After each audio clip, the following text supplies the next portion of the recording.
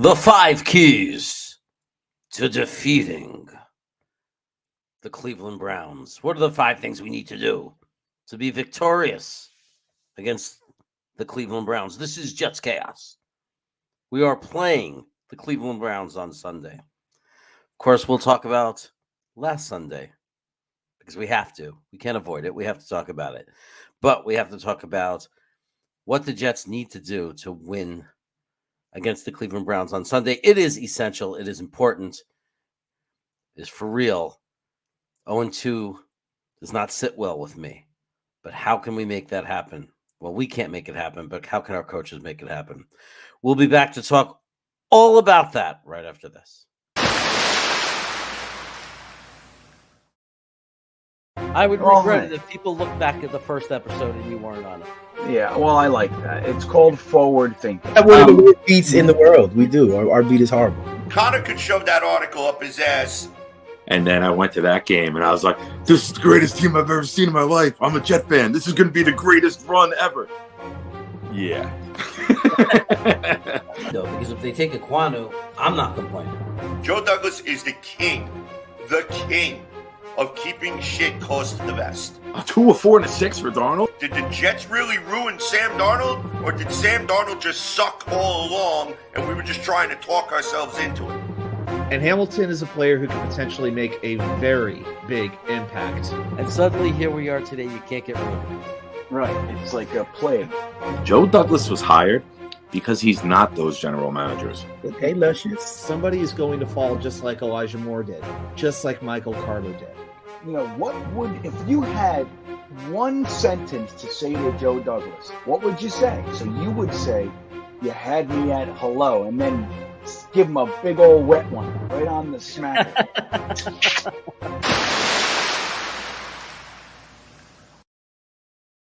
All right, so let's get started. I know Sunday was rough, but there was some great things too. There was some great things, at least in my life. There was great things. I saw great people, an amazing time. I'll talk about it and give all the details of and you know, there'll be so much about what happened. The meeting of so many great Jets fans.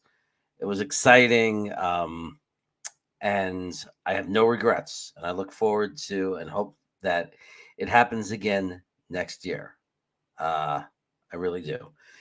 But without further ado, let's say hello to you and see who's out there. J. Cole, Nolte's not even here. Why are you talking to him? Harlan Abraham, what's going on, friends? Talking Jets with Tigo. What's up, my friends? Jets mess. Hey, man. Yep. I had a lot of snacks these last few days. I promise you. New York Sports Wicker Media in the chat. But he's also backstage, and he'll be here soon. Johnny G. What's going up, Johnny? Matthew Smith is back in full effect. Love it. The Jets Velocity with Jeremy. That's an interesting channel idea. Jacob Finnegan. What's going on, Finnegan? There once was a man named Jacob Finnegan. Charles Xavier wants Flacco benched right now. Okay, we'll talk about things like that. Daniel Faust, what's going on, my friend? Some guy is here. And I don't know if we can bench Lincoln for Herberg while they are at it. I don't think they can do that for one bad game, but I do agree. It is really shocking that Lakin Tomlinson had that bad game. Again, we'll talk about all these things. Hank G, I see that you're here too. And I appreciate it. And without further ado, though, I think we've gotten to that point where everybody that's here, you've gotten your shout outs, but now we have to welcome somebody to the show. And we're going to do that right now. Let me get his music going.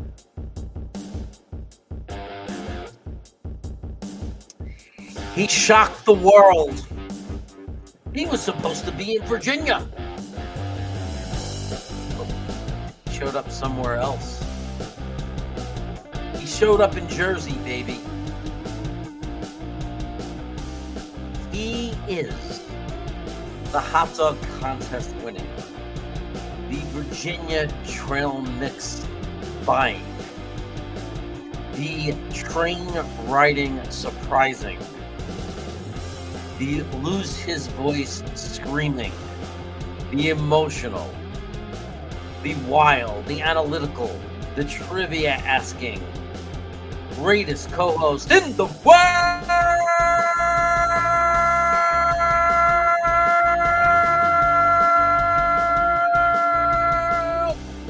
Watsuke99.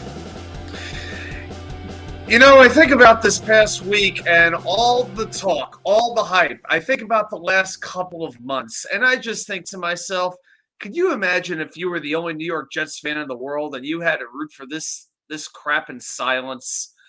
You know, one of the greatest things about football is how communal it is, that we get to do this thing together. And as it turns out, this weekend, you and I and another very large cast of misfits, we got to, yes, indeed, John Nolte, we got to do it together. I surprised the living daylights out of Jeremy, and I know because it's on video, and it will be on YouTube soon as this video exports in a couple of hours, because it's a slow process and a long-ass video. But, man, as bad as the game was, I wouldn't trade a minute of anything else for that weekend. It was just a fantastic time, and it was great to see you for the second time now. It was unbelievable. What a surprise.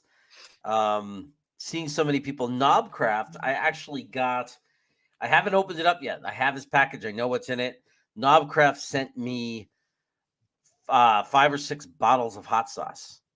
Oh, and it was really cool to bump into Knobcraft. Knobcraft, if you look at his profile picture, he ain't lying. That's him. And he was easy to spot. He had a really cool Jets sports jacket, like a suit jacket, Jets. It was really cool. He was definitely a flashy, serious, cool guy. Cool dude. A lot of fun meeting you, Knobcraft. It was really, really cool. And I appreciate you sending me that hot sauce. And, I'm still settling in from the trip because I had to go right back to work and right away back into being crazy busy. But, when I get that open, I'll check out the bottles. I'll get them in the fridge and we will we'll get, I'll start tasting them. And he actually sent an extra 2 bottles of the Ghost, which is perfect. I'll get them to my brothers and we'll do a show where we rate them and do all that on our Cravette Attack channel. But Knobcraft was really awesome. I was really, and so is everyone else. I mean, there was so many people we met, and we'll go through it. But in spite of the loss, I gotta say it was such an incredible 3 days because there was so many people that I met for the first time. The list goes on, but before I don't want to be like I'm name dropping. I want to acknowledge the people, not the big YouTube guys or the big Jet Lounge guys. I want to focus on guys like you, Adam, and Knobcraft, and Garrett Ham, and the regular guys. Nick Shine, that helped build this channel. The ones that were here from the beginning, the ones that'll be here in the end, still standing. It was great to meet you guys. I mean, I'm sure you agree. Wasn't it just a great time? From if I had to sum up in one word, it would simply be fun. From nonstop, from Friday afternoon when I arrived, in your case Friday morning, all the way up until pretty much the end of Sunday night. It was just a fantastic ride. A whole lot of living, a whole lot of laughing, plenty of eating and drinking. Although for anybody who knows the two of us, that part kind of goes without saying. But yeah, it was just so cool to where so many people were just names on a screen. All of a sudden, they became human beings. Crazy human beings, no doubt about it, in many of our cases, but you have to have a little crazy as a Jets fan. And it just made the community seem that much more real. It all manifested itself. And boy, oh boy, there's a whole lot of stories. There's a whole lot of experiences, a whole lot of places that we could allude to. But yeah, but the fact is, just for detail, the one thing I will say, Nick and I started planning this July 4th weekend, 10 weeks ago. The only people who knew that I was coming outside of like my family and my friends in Virginia, because I had to tell the Virginia Jets fans why I would not be with them for opening day. I had to have a good reason for that. But the only Knobcraft I would have liked to have met you too, even though we were fantasy opponents this weekend. Yes, that would have been very cool. I just got a bad break with some injuries, but it happens. But the only people who knew were Nick and Mark Riz. No one else knew at all. that I was coming. So yeah, I didn't know if we were going to pull it off, but for 10 weeks, yes, we managed to do it. And I documented as much of it as I could, and I can't wait to put it out there on YouTube. So yeah. We also met Ray, and Ray told me his dad watches the show. He got his dad watching it. Appreciate that. Shout out to Ray's hey, dad. Ray. If you're listening, we appreciate that you're out there listening, and I'm glad that Ray's here too. But I told him I'd say that when he told me the story. I said I'd remember, and I remembered that we're going to shout out Ray's dad. Ray, it was awesome to meet you. Wish we would have had more time. That was the one thing. I didn't have a lot of time with any one person because there was a lot of people, and there was, we were jumping around tailgates, and once we got into the lounge, there was so many people. It was really hard to really hang out with any particular people. I got to spend some time with Iowan Jets fan, who's here. Thanks, Iowan. I did too. Yep. Yeah, we got to hang out a little bit in Brooklyn, obviously the Cyclone. And then I enjoyed watching him try L&B. That was really fun. And then we actually walked from one tailgate party to another together and took the longest route possible, but it gave us time to walk around. And, Iowa and I went to Dick's Sporting Goods and went shopping for jet ski together. Nice. One night. Nice. Yeah, that actually happened. So, yeah. yeah. John is asking what we did to Green Bean. We didn't do anything to Green Bean. We had a great time with Green Bean. we made his video project better is what we did. Yeah. We're making him more famous. And by the way, Jeremy, you're learning that first rule of celebrity, which you are now becoming. Let's be honest. Always leave them wanting just a little bit more. So you just keep drifting over to the next tailgate and making new fans and getting to that 2,000 subscriber level. We know how it is. I promised a lot of people I'd stop by. So, but obviously we started at Nick's, so Nick Shine's tailgate, and met Ray and Nick, and then some other people. And then, I managed to actually snag a little bit of Taylor ham, pork roll. And that was nice. And then we had to go on Sunday. We had to go meet the guys at Jet Nation.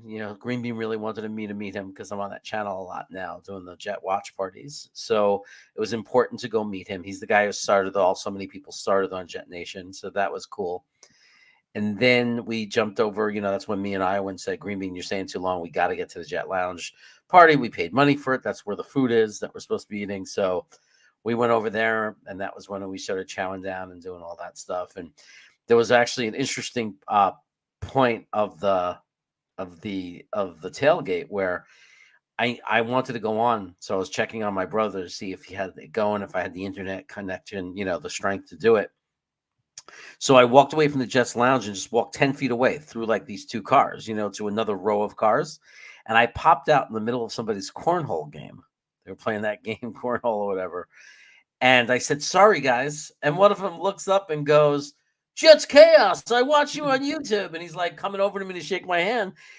And I'm I look at him, I go, you mean you're not part of the Jet Lounge party? He goes, what are you talking about? They're near here. And I said, they're right there. And I turned around. He goes, that's Matt O'Leary. He's Matt's so tall. And he's that's Green Bean. And I said, yeah, man, we're all here right across on the other side. And he goes, how crazy is that I walked in between this game? And it was people that knew us and knew the channel. And they were so excited. It was kind of cool. And it was a bunch of people. I'll tell you, it was really weird and fun. A lot of people, I don't know about you, they were can I take a selfie with you? Can I take a selfie with you? And I really enjoyed that. I was asked people, there were a few people who did come up to me. Kevin Jackson, I met at the game. I wanted to give him a shout out. It was really cool to meet him. He didn't recognize me at first. I said, hey, how you doing, Kev? Oh, hey, he was on the phone. And then he came back to me 5 minutes later and said, man, I'm so sorry. So then we took a picture together. I'm not sure O'Leary recognized me first quite immedentely, but he was nice enough to scooch down a little bit so our heads would be in the frame together. That was very thoughtful of him. But yeah, I met Garrett as well at the game, which was great. Mutt Files, I knew it was him because he wore a Mutt Files jersey on the back, so I made sure to thank him for all of his support, for all of us. I don't think I got to meet him. I may have. He may have came over, shook my hand, and I don't even know it. But yeah, he was in the hangar. Well, people were giving their first names and not their YouTube names, so it was hard, for some of them. Also, New Jersey Pete, who came to meet us on Saturday. on Friday, Friday night Friday, New in Brunswick. New Yeah. Brunswick. So he showed, he came by and hung out with us for a while and a couple hours, and it was great meeting him. Well, so let's many be. people- Well, I know we're trying to be humble here. I understand that, but when he basically was telling his story about ingesting Jets content, about how he gets it, and he referred to you, myself, and Nick with a certain word that we were his. Remember the word he used? for us. Yeah, he said Oh, you guys are. he was calling you a genius.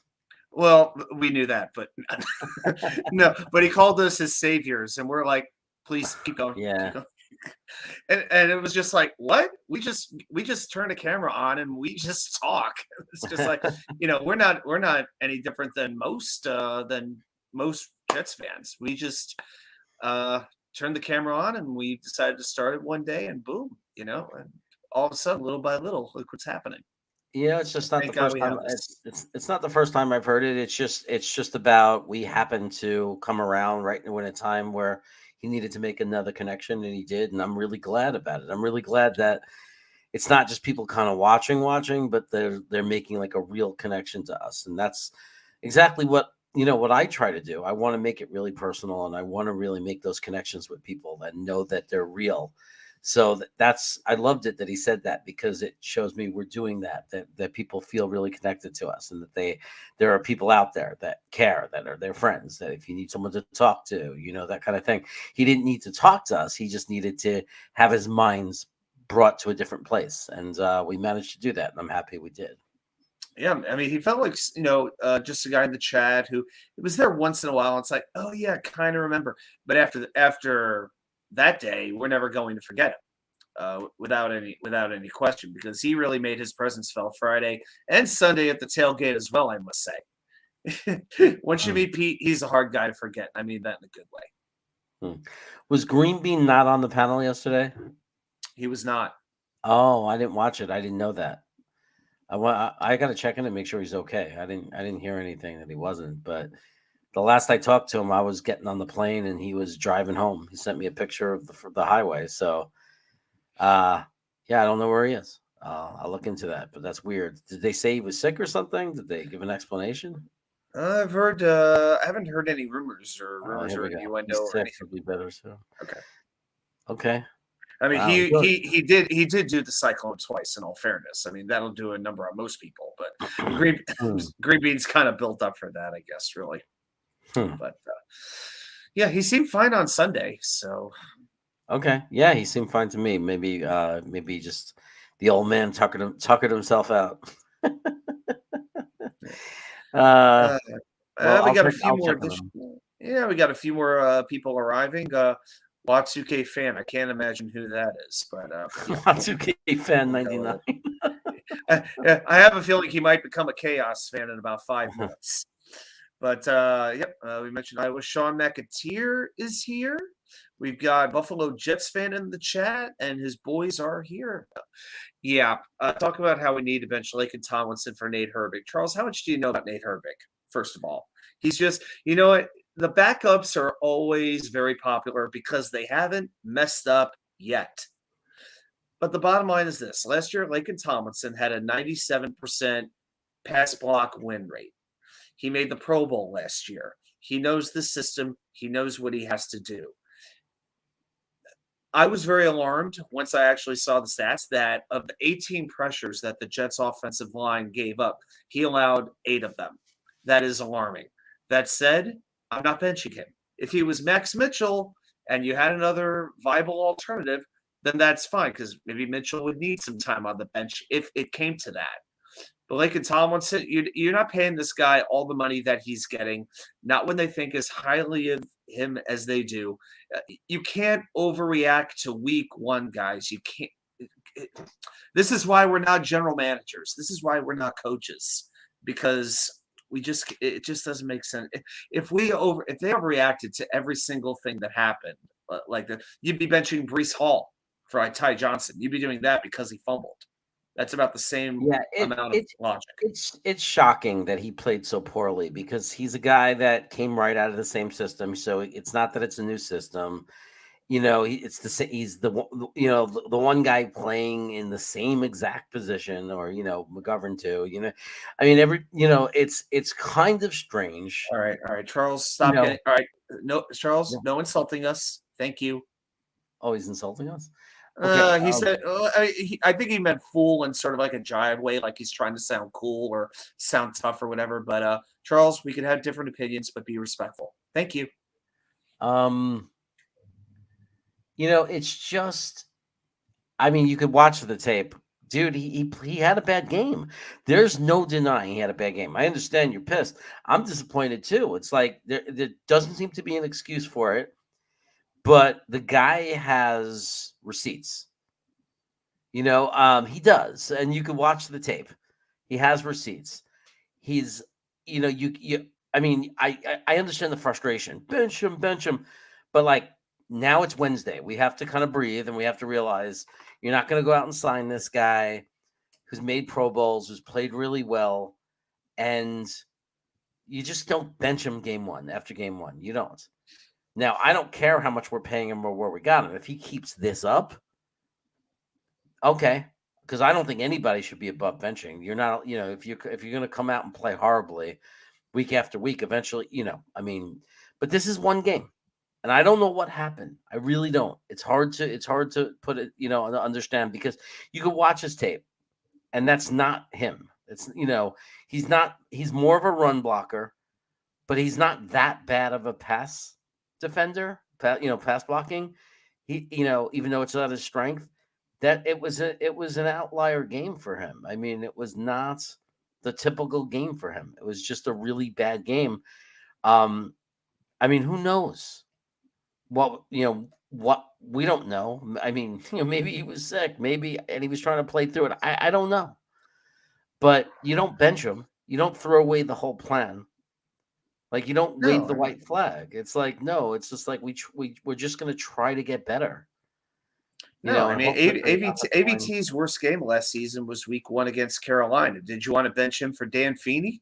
Would that have made sense for the long-term future of the team? Yeah, I mean, you just can't do it. You can't bench a guy. What up, bro? Hope all's well. Good job on previous stream. Hey, Ali. Oh, thanks, Hater Ali. I was on before. I didn't interact with the chat because we were recording that for a podcast. But I do appreciate those of you who are here watching. So, Joyner, I could get on that boat, because Joyner, that's a different thing, because Joyner has not played the position in over 3 years, and it looked like it. And I had a problem with that. A lot of people had a problem with Joyner starting. Now, I don't know that they're going to bench him right off the bat, but if he has another game like that, we've got to address the safety issue. And a lot of people are going to be saying, I told you so. The fact that we, aside for Whitehead, that we completely ignored it in the draft, and we didn't address the safety position at all. And it looks like we're going to have to be like focusing on that, unless, I mean, it's a long season. It's only one game. But if this keeps up, we all know what one of our, what our hot need is going to be. Obviously one of our big needs is going to be safety. So I don't know if Lincoln's going to play better. I don't know. I'm sorry, Lincoln. I don't know if Joyner's going to play better, or if he's going to end up losing his job. But man, this is the second year in the row that, that we have to, they need to get it together, because another year with poor safety play is going to kind of stink. And that just makes it that much more unconscionable that they let Jason Pinnock go. I don't understand it. I didn't understand it then. I understand it even less now, because Jordan Whitehead, he's week to week at this point. We don't know when he's going to be back. And that is going to, I think, of all the weeks for that to not happen, it's this week against Cleveland. We're not doing a game preview just yet, but Cleveland is a run-based team. They probably have the best running back tandem in the entire NFL. You could easily make that case. Jordan Whitehead was signed because he is one of the best box safeties in the NFL. And now we don't have him. So what are we looking at starting safety? LaMarcus Joyner and Ashton Davis. We called up Will Parks. I'm sorry. I know they called him up, but I've got a feeling that initially in the game it's going to be Joyner and Davis. I think that's who they're going to start to roll with. And yeah, I got to tell you, that scares the hell out of me. So yeah, well, I don't want to say Whitehead was indispensable, but he to me is so much better than any other safety on this roster. This is and even more annoying. He didn't miss a single play on defense in that game. I don't even know when it happened or what happened. Was it during practice? I mean, did he get hurt? Like, I think it was his back. Did he hurt his back the same way Dwayne Brown hurt his shoulder? Just like getting out of bed or something like that with nobody watching? Seriously, let's get the bubble wrap and wrap these guys in it. Apparently, our issues are not during the games; it's in between games. It's during the off time we're getting our injuries. Last year it was the Achilles. Now it's in between games. Yeah, These ridiculous injury trends, man. Yeah, we just have no luck when it comes to that. I know other teams have injuries too, but man, it's just frustrating. I mean, it's like, really? I mean, it's just one thing after another, and it's guys that don't have injury histories, which is really is this. I know it's not the new medical team's fault that is causing guys to get hurt, obviously, but all this talk about the medical teams and things are going to be so much better, like we thought that was going to be the answer. And it's just not the answer. It's like we just keep getting injuries, and it seems to hit key players that we're really counting on to make us a better team, and it stinks. We got a super chat from the Buffalo Jet fan. We got to meet the big guy, and looked younger than I thought. He looked like a kid. This is Buffalo as well. Yeah, he could have been my son. He was young. And somebody might get jealous of that. Oh yeah, you're right. So young. Be careful, Buffalo. He's such a fine young man. He's about to change his name from Watts UK fan to Jeremy's first son. That's going to be his new screen name in about 10 seconds. One trend in week one is an outlier, and one trend you hold throughout the year. He's asking us. Okay. Now I understand. I think the trend that will hold throughout the year is our secondary.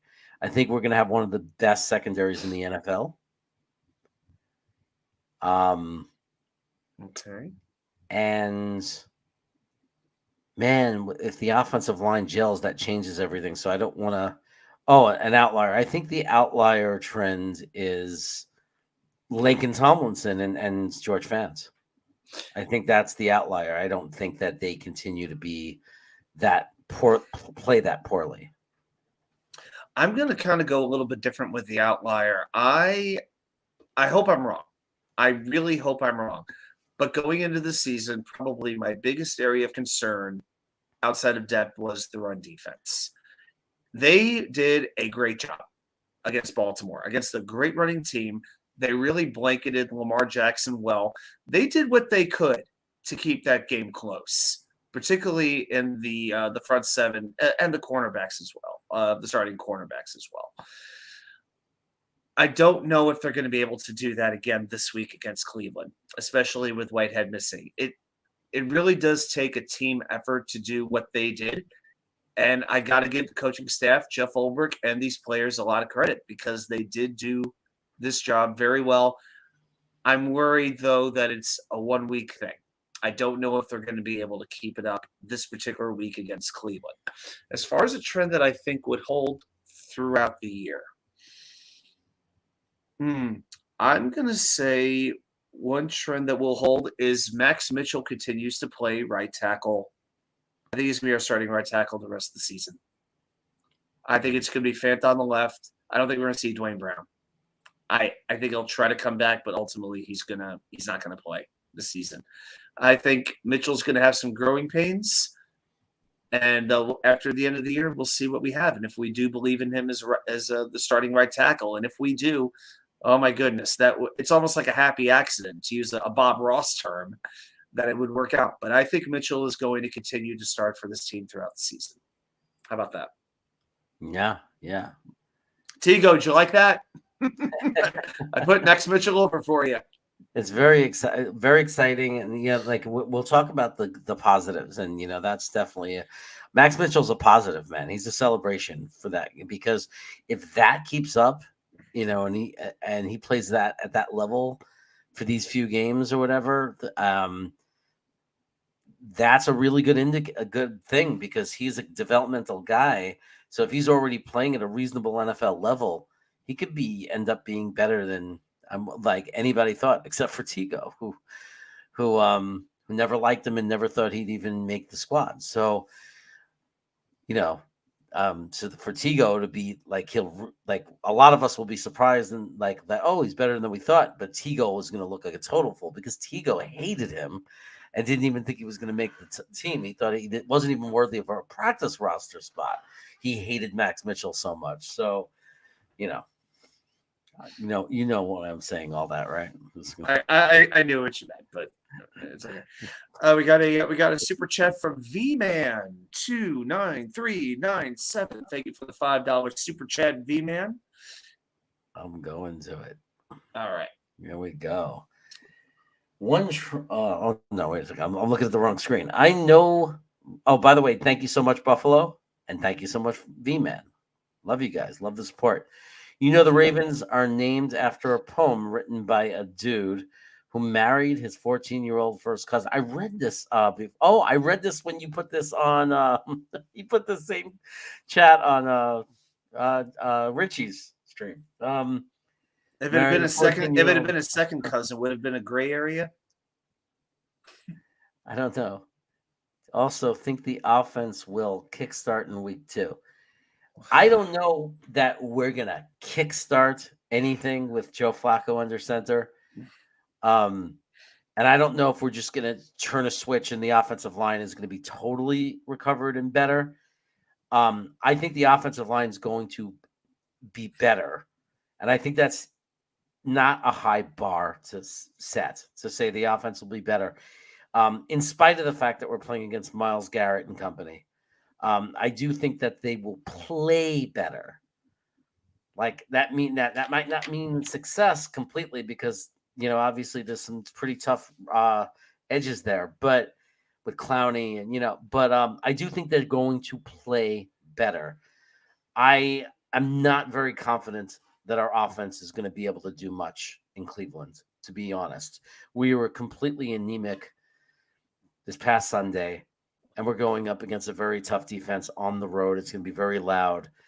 And I just, this is the point. This is where people should start saying, and realizing we want Zach in there, not only to see who we have, but because he has the one with the highest ceiling.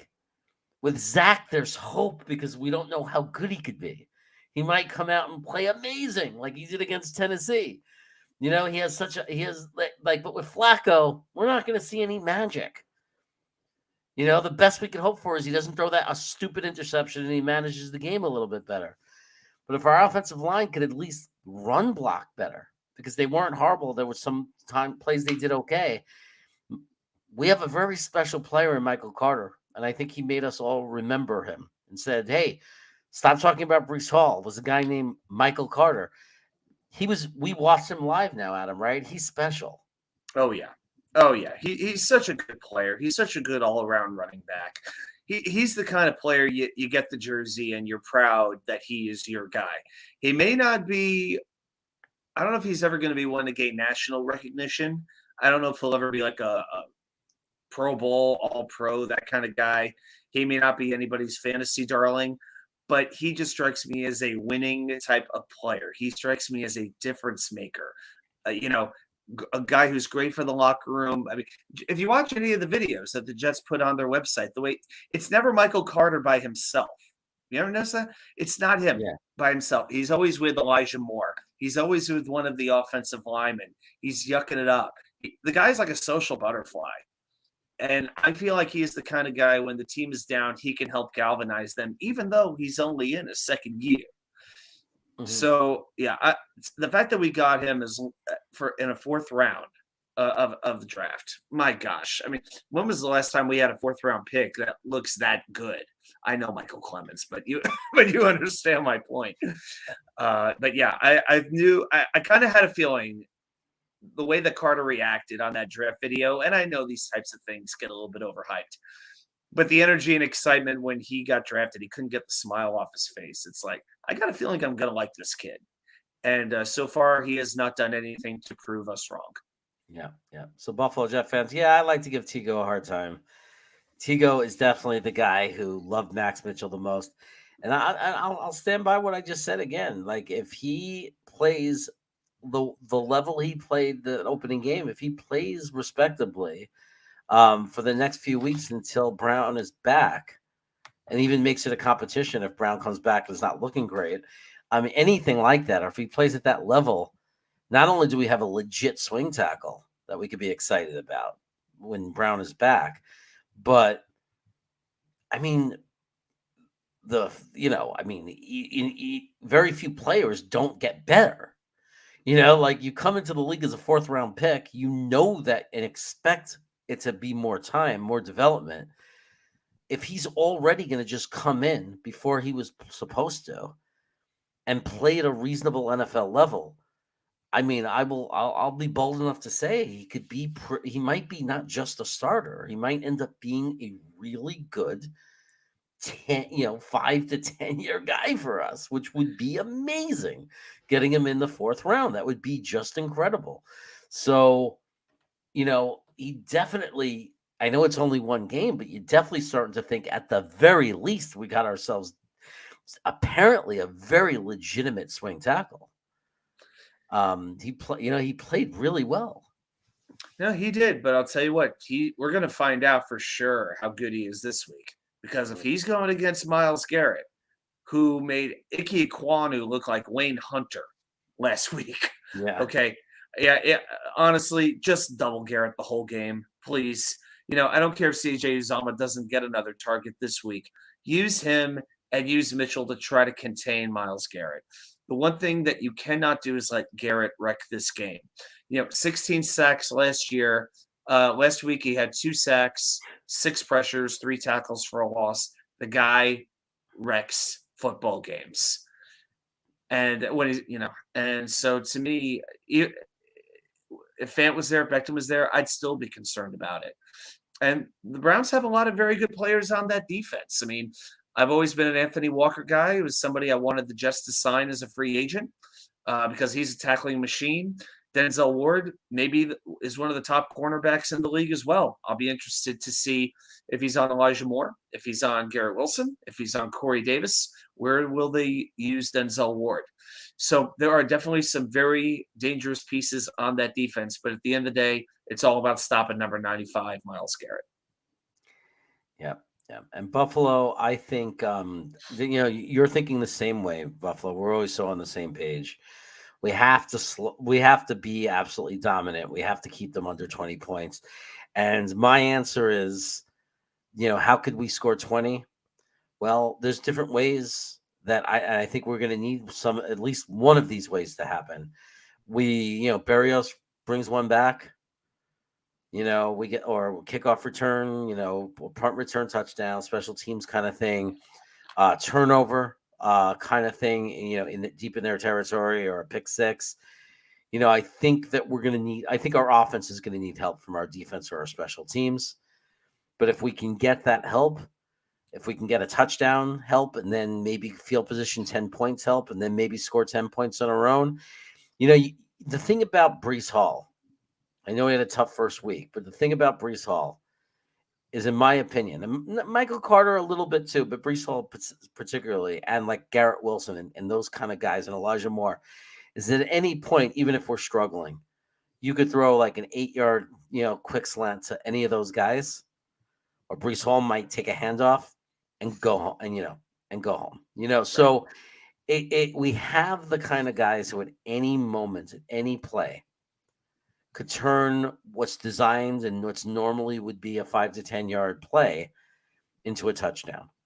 If the defense is one guy is out of position, or if they break one tackle that you didn't really foresee, when you designed the play, like we have so many guys with the potential to do that.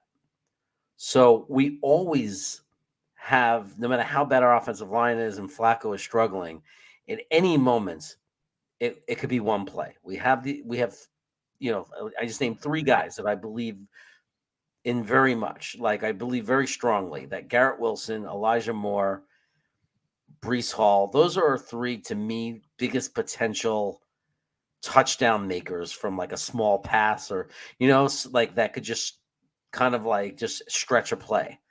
And then it's not like we don't have other guys that are capable of doing that too. I mean, Berrios, if you get him in the open field, has proven to be dangerous. Corey Davis, might shoot long or whatever, get behind the defense. I mean, there's other guys who can do it too, but I'm just saying there's so much opportunity that we could score a touchdown out of nowhere. You combine that with a special teams or a defensive touchdown, kick a couple of field goals, like we can get there. It's possible. I'm not super confident, and I don't trust our offense right now. But I do think they're going to get better, though. I think when Zach comes back, I think the offensive line will improve. Things will get better. Well, one of the things that I'm glad we stopped doing was that 13 formation. I mean, why we started with 3 tight ends is, especially with Lawrence Cager in that role, I just didn't understand. As much as I've supported Lawrence Cager, I didn't understand playing him over Jeremy Ruckert. It just did not make sense. And yep, he fell down on that interception. And I talked a lot about his diet, about his exercise on the video that I did, but apparently it didn't involve balance. Apparently they left that part of the workout to the side, but I think maybe they needed to prioritize it a little bit more. But they started to go away from that. I mean, Garrett Wilson, I think, played 6 snaps in the first half, but by the end of the game, he had played a whole lot more. So I don't know if the coaching staff trusted him that much to start this game, but I think they started to realize by the end of the game, okay, you know what? We got to start playing him at this point. So even though the Mike LaFleur haters are out there, including certain people who only come out when things are not going well for this offense, and the rest of the time they're basically quiet, I still appreciate that he is willing to adjust based off how the game is going. Now, again, it didn't work. You say, hey, well, Adam, they only scored 9 points. I mean, they only scored 1 lousy touchdown. How good did it do? You know what? He can't block for that offensive line. He could call whatever plays he wants, but it's not his job to block the other team. So in this case, you have to figure out what you have and figure out what you don't have and come up with a game plan to maximize the chance of your success. It didn't work. It didn't work at all this week. They did start to move they were moving the ball at certain times. I don't know.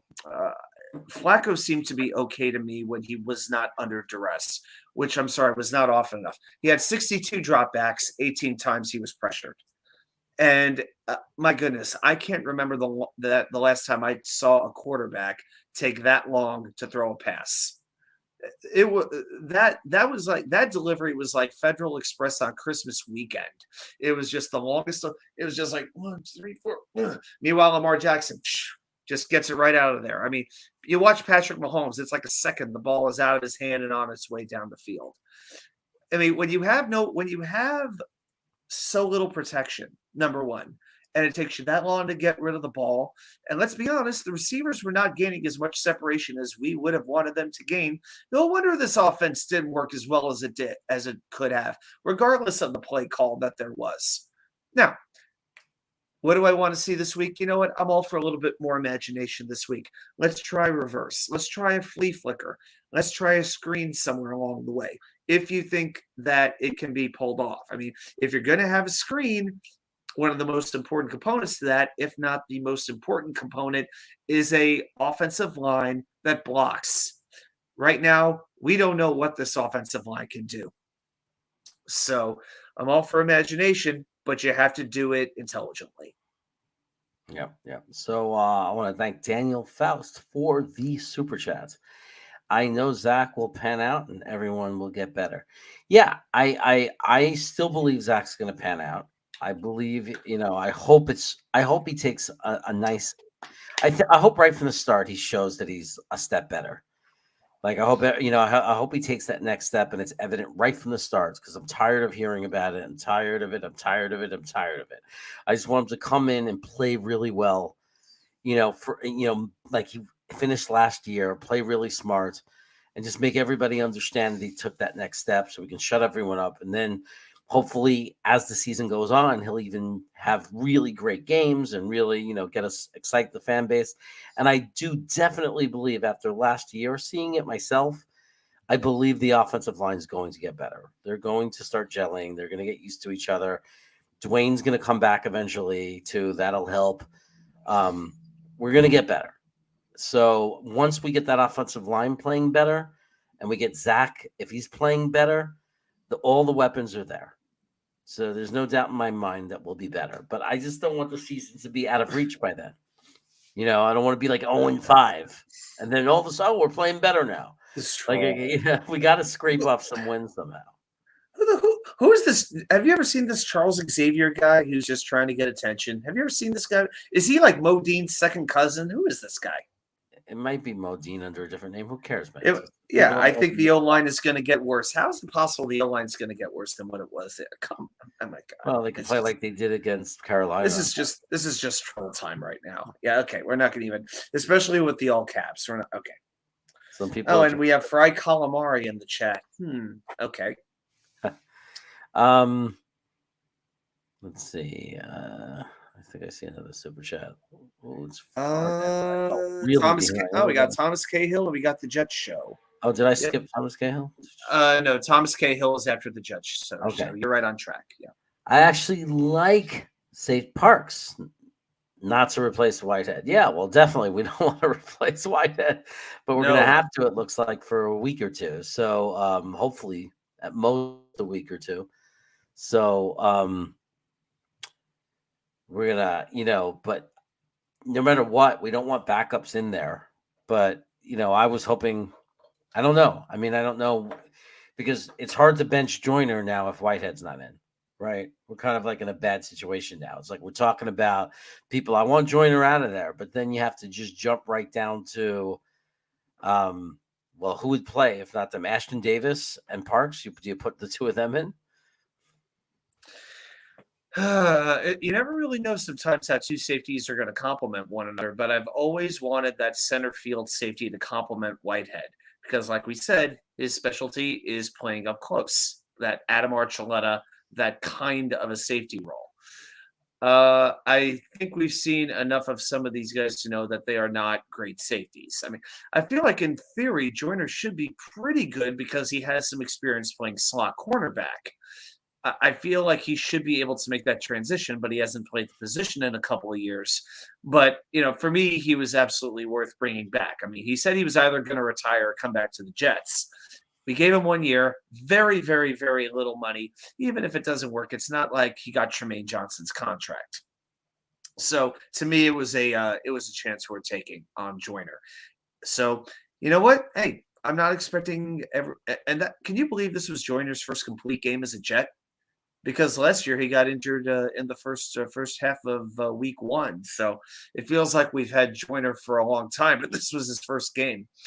And I think Parks was probably the safety that most of us were excited about during the course of the preseason. So, if ideally Parks and Whitehead could play together, I would say great. I still feel like Pinnock was more suited to that role than just about any other safety on our roster. And that's what I hate to keep going back there, but that's just what has me so frustrated. Well, we just have to see what happens, and like how they play. But thanks for the super chat, Jet Show. Super appreciated. Appreciate your being here and participating in the chat. And of course, giving a little something extra to help out the channel. Appreciate it. Thank you, Jet Show.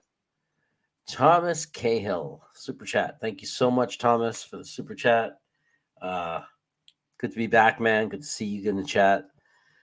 Screens and draws, my man. That's from what I was talking about before, right? With Garrett Wilson and Brees Hall and Elijah. We have so many guys you can do screens to.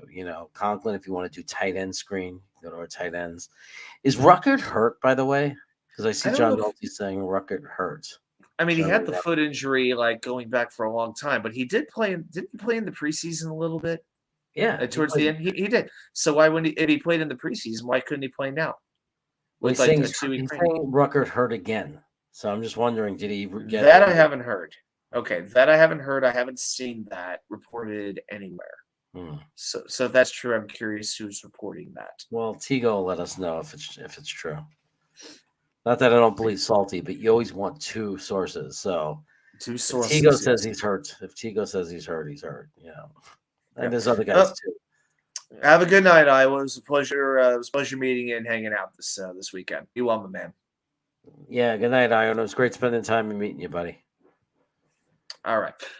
You know what I would actually consider doing, Tom? I like your idea, Thomas. And there's a lot of times I agree with you, but I just got one idea. Something that we did not even attempt to do really at all. I felt like Flacco never threw the ball more than 15 yards downfield.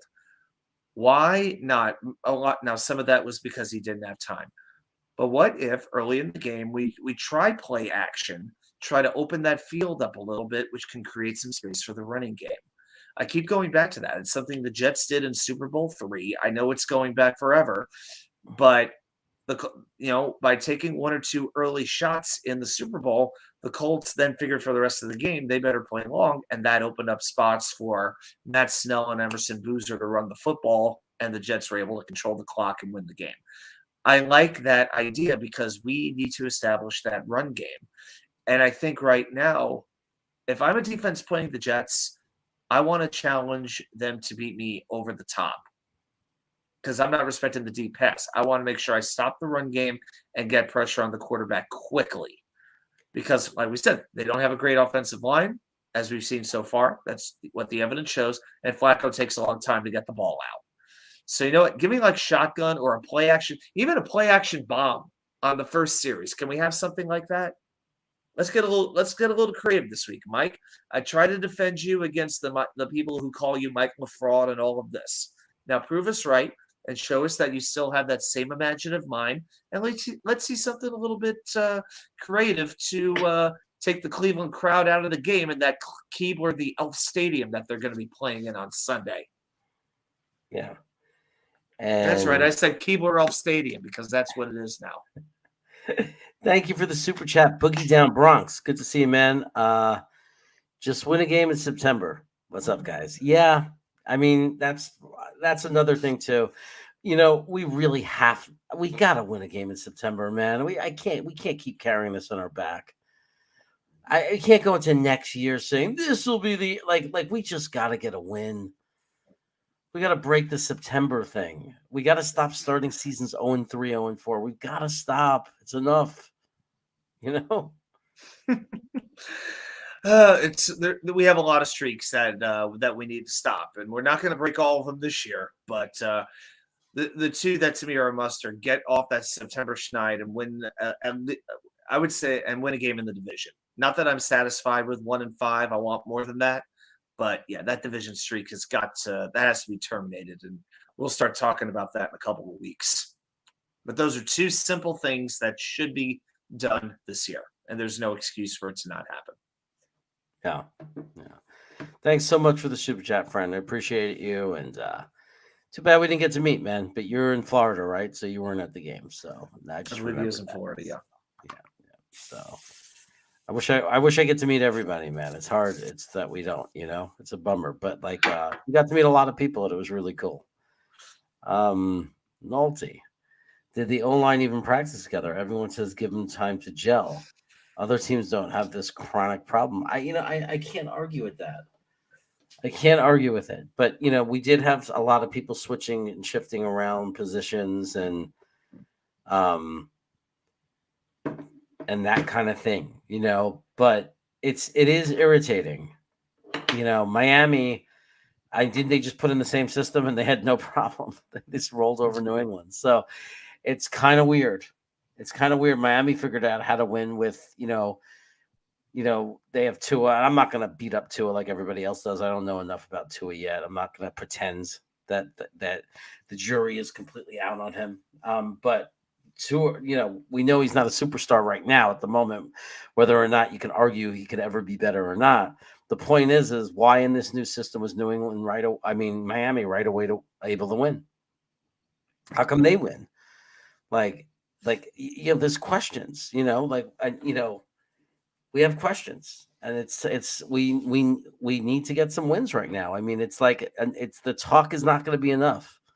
The names on the jerseys is not going to be enough. We need wins. I'm not saying we need to win 12 games. I'm not saying we need to win the Super Bowl this year, but we can't look at one of these putrid records. We can't be 2-8 in 10 weeks from now. We can't. And and I'm tired of this stuff. I feel like I'm giving you the same speech now that I gave to you 9 months ago, not 9 months ago.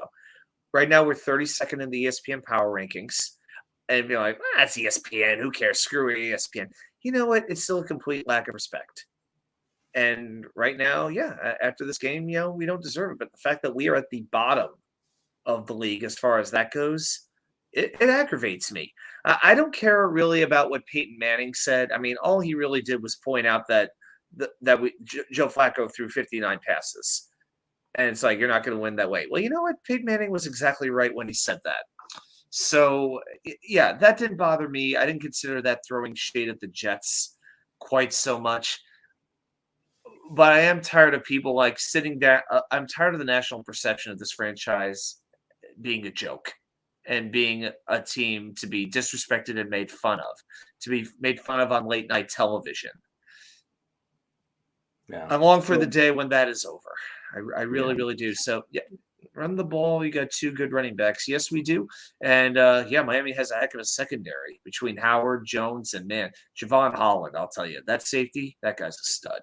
I'm a big fan of Javon Holland. I think Daniel's just saying, I agree. I think that the way Michael Carter was playing early on, I think that we should have rode that train a little bit more. I'm waiting for us to be this famous, running offense that sets up play action passes. I'm waiting for it to happen. And we were running the ball well in the beginning. I thought it was going okay. And somehow we went right back to passing. And before we could even knew what happened, there was an interception and the momentum. And I don't get it. I mean, and if you're not going to run like crazy to set up the play action, at least do more screens and more quick stuff. They did a little bit. I'm not going to say they didn't do any, but I want the ball in Garrett Wilson's hands more. I want the ball in Elijah's hands more. I mean, don't get me wrong. I love Berrios. I love him, but it feels like he's the only guy they try to get the ball in his hands. For sure, for those kind of all those different little plays he comes in and does. And I don't understand why we can't do that with Elijah Moore and Garrett Wilson. I don't know. Seeing Garrett's footwork on that one play when he came close to getting that first down, we fought for every single yard. That was just a little glimpse of his athletic ability. Yeah, I just want to see that happen, man. Hey, thanks for the super chat, Thomas Cahill's. It's another one from him. Should we let fans heal and not throw him out there? I don't know, because I don't know how hurt he really is. I don't know if it's something that. I don't know, because right now we're already, maybe when Dwayne Brown comes back, then you let him sit for a couple of weeks and get completely healthy if Max Mitchell's playing well, or if he's not playing better by then. I don't know.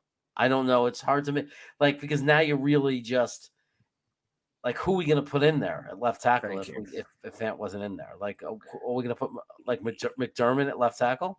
Oh God, I'd almost forgotten he was on the team. I'm trying to forget that he's actually on the team, to be honest. But would we move Max Mitchell to left tackle and move AVT out to right tackle? He's a right tackle. Mitchell's a right tackle. You don't want him at left tackle. So you move AVT to left tackle?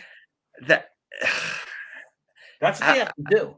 I know or sign somebody, and believe me, they're almost out of cap space. I mean, I don't know if we put Brown on IR if that were to happen, if anything were to happen to his cap hit.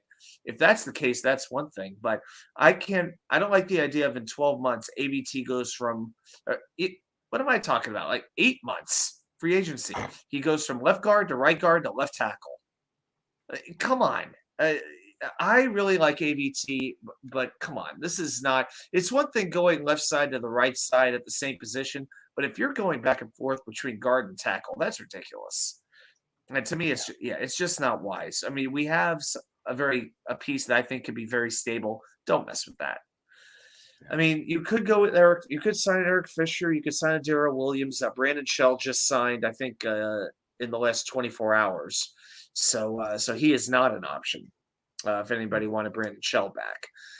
But yeah, I would keep rolling with Mitchell. And again, I just don't see another option for Fant. I really don't. And if Fant is hurt, and is somewhat limited, well, you know what? That puts that much pressure on Laken Tomlinson to be good and on Connor McGovern to be good.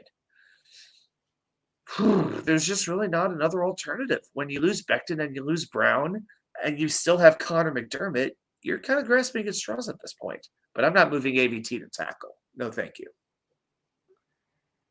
Yeah, now this is a good point. No, I understand why we didn't run a lot in the second half, obviously, but I felt that we were still in a tight game and we're passing too much. I felt like still in the second half we were like, I'm not going to say we were abandoning the run, but I just think we should have just kept doing it. Like we were like he ran for a first down, like right in the beginning of the game, and then boom, he fades back for a pass and gets sacked. Like what, like or whatever. I forget exactly the sequence, and I was like, what the hell? Was this in the second half? What point of the game are we referring to here? No, I'm saying that we did not. I understand why we would stop running once we fell really far behind, but we stopped. I'm saying. Right in the beginning of the game, we were running the ball well. We had this big 12-yard run. And I say you keep doing it until they show they can stop it. Like, if they stop it, fine. Run the ball, 1-yard gain. Okay, now we have to pass maybe or do a screen or do some other play. But run the ball until they stop us. It's like, we just got a 12-yard run, same play or other side or a different running play. But just see if we can see if it's there, see if the opening is there that we could just pound the ball. Especially, I mean, were they really under this delusion that Joe Flacco is anything more than a backup quarterback? The guy is 2 for 14 in his last 16 games or something like that. He's not a real quarterback. He's a backup. If you can establish a running game, then you do that. Stop acting. They need to stop acting like he could be a starter in the NFL still. Bullshit. He would be if he could be. Why do you think we got him back from the Eagles? Why do you think we didn't re-sign him to begin with? He's a has-been. He's a backup quarterback. He's a guy you don't want to see in there, but if you do, you hope can keep you into games. He is not some magical guy. Remember all the Jet fans. He's going to go 3-0, and how are we going to take him out of the game and put Zach in on the team, and bench him when he goes 3-0 or if he goes 3-0. Really, you thought that Joe Flacco was going to go 3-0? Come on, get real. He's a backup quarterback. There's a reason the Ravens moved on. There's a reason he wasn't the answer for Cincinnati or Denver or wherever it is he played. There's a reason. He's done. He's a backup quarterback. He's a guy that maybe can keep us in the game. Right? That's what we're hoping now. Out of these 3 games, maybe we win a game and we go 1-2 because we don't have no backup quarterback. Because backup quarterbacks, none of them are that good because they'd be starting quarterbacks in this league. We have horrible starting quarterbacks in this league. How good do you expect the backup quarterback to be? So let me ask you this question. If you had your choice this week, would you start Flacco, White, or Streveler? I mean, I'm not sold on. Does it matter? Right. I mean, like if they said they were starting Mike White, fine. And if they don't, they start Flacco, fine. They're backup quarterbacks. They see them at practice. If Mike White is throwing better at practice, have some simulated things, throw some tricky defenses at them, have some real scrimmage going, like really test them and see who's handling it better.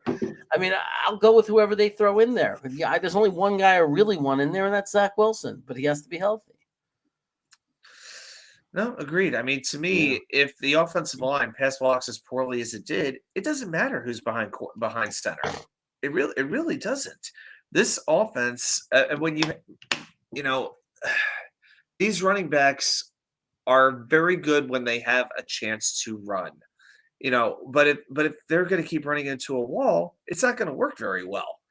And these receivers can gain separation, but you need a couple of seconds to gain that separation. You're not going to get it right off the line of scrimmage. We have capable players, but if the line isn't blocking, the entire offense looks like a complete mess. And that's when you hear people say, oh, this guy's a bust or this guy can't coach and blah, blah, blah, blah, blah, same old Jets. Yeah. It all comes down to winning the trench wars. It completely does. And you know what? Our defense did a pretty decent job at it. They were okay. They were okay at it for a good portion of the game, in my opinion. Offensive, but on offense, it was incredibly disappointing. I didn't expect it to be great. I really didn't. Once we found out that Brown was out, Fan had to go back over, but I never expected the interior to be that bad. It's the left side, I never thought it would be that disappointing because Tomlinson, and I made a video about this, he disappointed me as much as any single player on Sunday because I expect a lot from him, a lot. Of course, yeah. Saleh knocked Wilson for the fancy footwork and said he should have just lunged for the first down. Well, I mean, I don't. It was like, I mean, look, if Saleh really said that, I don't even agree with that because the reality was it was first down in a preseason game, and if he runs straight out of bounds or slides, he already had a 5 yards. So even if it was a real game, it's first down. It's a first down play. You slide. He could, right before he did that juke move, before he did anything, he could have just went straight out of bounds and made it. So if they hit him, it would have been 15 yards, right? And if he would have slid, fall to the ground, just don't take the hit. There's no reason to take the hit. It's preseason, and you got 5 yards. Even in a regular season game, you got the 5 yards. 2nd and 5, great. You're our quarterback. You can't do it. You can't take unnecessary hits. And it's too common in this league. Josh Allen, like Buffalo's got to be careful. Kansas City's got to be careful. Their quarterbacks are taking too many hits for no reason.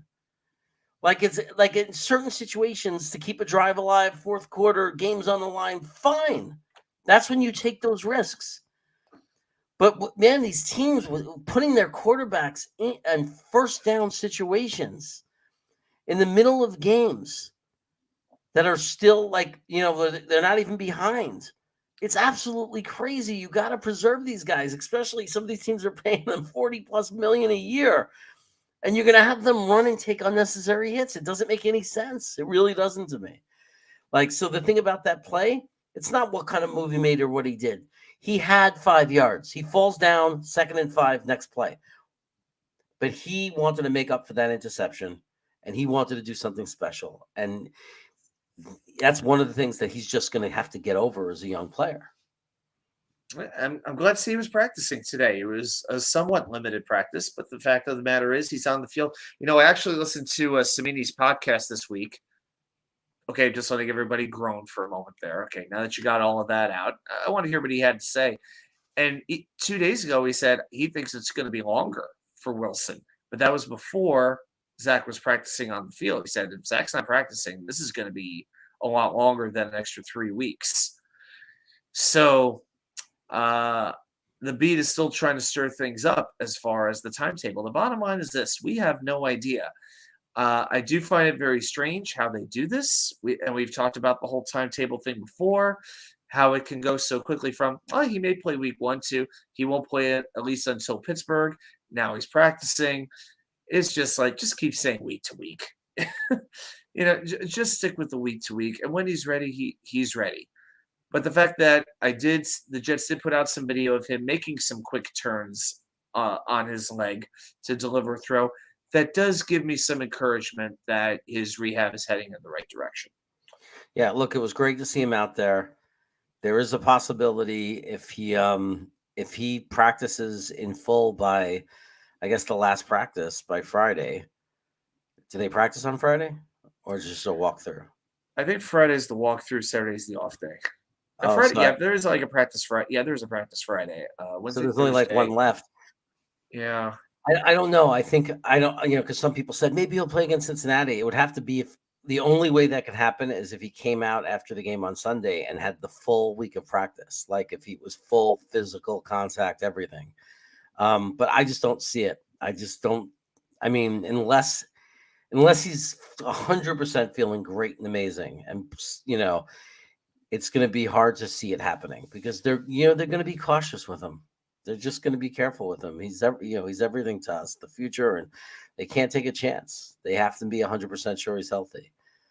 Jennifer, Streveler. Yeah, I know a lot of guys like Streveler. Look, there's no evidence that Streveler can't be a star in this league. And listen to what I'm saying. I'm not saying he can be a star in this league. I said there's no evidence that he can't be. Because the only thing he's done in the opportunities he's had is done very well. But at the same time, they were preseason games and they were not against the starters. So there's a strong possibility, obviously, that he would suck it up. He would just stink. He would stink up the field because that would be the real deal, the real pressure. Number ones, defensive guys going against you. But I can't sit there and say that's guaranteed because there's no evidence that that's the case. The guy has succeeded at every level. He's succeeded everywhere he's went when he's gotten the chance. But realistically, you're not going to see it happen. Like, if anything, they bench Flacco and they go to White. If White doesn't work out, they go back to Flacco. And then by week, there's only 2 more games. And then by week 4, it looks like Zach will be back. So it's going to be irrelevant. So we could say it all we want, but I don't think you're going to see Strevler get an opportunity. He might never. No. I don't think. It's going to take 2 quarterback injuries, an additional quarterback injury for Strevler to be called up from the practice squad. They're not going to play him unless they have absolutely no other alternative. I think they would even play Flacco over Strevler if they had it their way, because they're worried about winning games now. Because they know the time. They know the time's ticking. So. No, Jeremy, I was talking about Garrett Wilson. How did I misunderstand? When did I say he was talking about? You were talking about Garrett Wilson when? It's too late now. That was so long ago, and I don't remember. You mean Zach? I don't remember either. Oh, you talking about Zach Wilson starting? I definitely think we need to see more of Garrett Wilson this week. I'll tell you that much. Saleh needs to be more involved on the sidelines. Does he coach? Does he talk to the DRL on the sidelines? Does he pull players? Yeah, he definitely looks to me like a guy.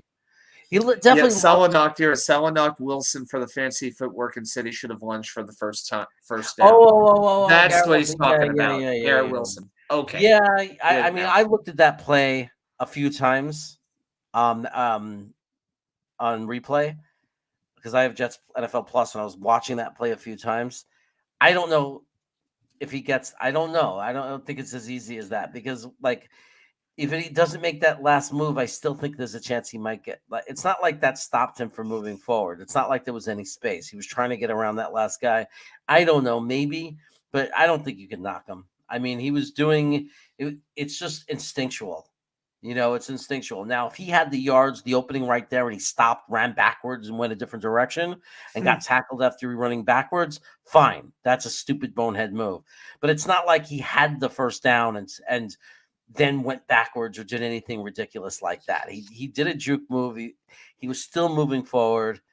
I don't know. It's getting really nitpicky for Saleh to point that out. He could point out a million things Laken Tomlinson did wrong. He could point out a million things George Fant did wrong. He could pull out the drop passes. He could pull out the missed coverage from the safety from Joyner. I don't even know why on his mind it would be, oh, he shouldn't have done that last juke move. It's like I loved what I saw from Garrett Wilson on that play. It electrified us. I looked over at you, Adam, and we looked at each other and gave each other a look of such excitement when he did that, just because of the electricity that he put into that stadium. When you saw how, that was the awakening for me. Like, I don't know about you, where I was like, wow, he really is going to be special. No, I definitely get your point. I also saw, let's see, what was the other? There was another post that I saw here that got my attention. Oh, hey Arkansas, Mr. Arkansas Jets fans here. Flacco should never snap a football in a Jets uniform ever again after that atrocious performance. Okay, so let's go back into this. We've already talked about the lack of protection, and Flacco did play a pretty good game when he was not being harassed by a bunch of no-name guys. Let's be honest. The average football fan couldn't name maybe more than 2 people in the Ravens front 7. Okay, that's they might know. They will know, like, maybe say Calais Campbell and Justin Houston. That's about it. But I don't really think it would have made too much of a difference who was behind center in that game for the Jets. If it had been Mike White, I think you would have seen a pretty similar performance. I really, really do. To me, again, the line has to block better. And here's the thing. I'm trying to think of times when Flacco had like a wide open receiver and he flat out missed. or he missed an open receiver going down the field. I feel like those weren't really the kinds of problems. If that's what was going on, where you can definitely put the blame on the quarterback, yes, I can understand the point. I really think he did what he could considering what he had to work with. The problem is he is old, he doesn't have any mobility, and his delivery just takes forever to happen. That's why it's just so frustrating. But again, I feel like blaming Flacco first and foremost is just not where the blame needs to go. The biggest culprits to me, it's the offensive line, particularly the left side of the offensive line. That's why the Jets only put up 9 points in this game. Yeah. So Grandizer, I did a collab. It's today, about 2 hours ago. So it's up there on my channel. It's gonna, and you could also find it at jetsjoint.com. It'll be published there within a couple of days. Yeah, I mean, we agree with you, Nob. There's no question. Tomlinson and Fant were a hot mess. Big part of the problem. Mike White probably gives us the best chance to win. Flacco is 0-10. Yeah, no, look, I mean, I don't argue that. Like, I don't know who the better player is to have in there. But if they, like I said, if they put in Mike White, I'm not going to argue. I'm not going to argue with it. He led us to a very good win against Cincinnati, who's playing very good against Indianapolis before the injury, early in that game. And then he had the bad game against Buffalo. But look, a lot of quarterbacks look very bad against Buffalo. So I think a lot of people abandoned the Mike White train, and it went a little too far, considering it was Buffalo, guys. It was like they've made a lot of quarterbacks. They're okay. They've made a lot of quarterbacks look really bad, So, we got to be a little bit reasonable. Thanks for the super chat, Bang. I appreciate it. Let's read your chaos. Please share your thoughts on my Saleh post. Okay, yeah, I'm sorry. I did skip through that before. Adam cut me off, but let me find it again.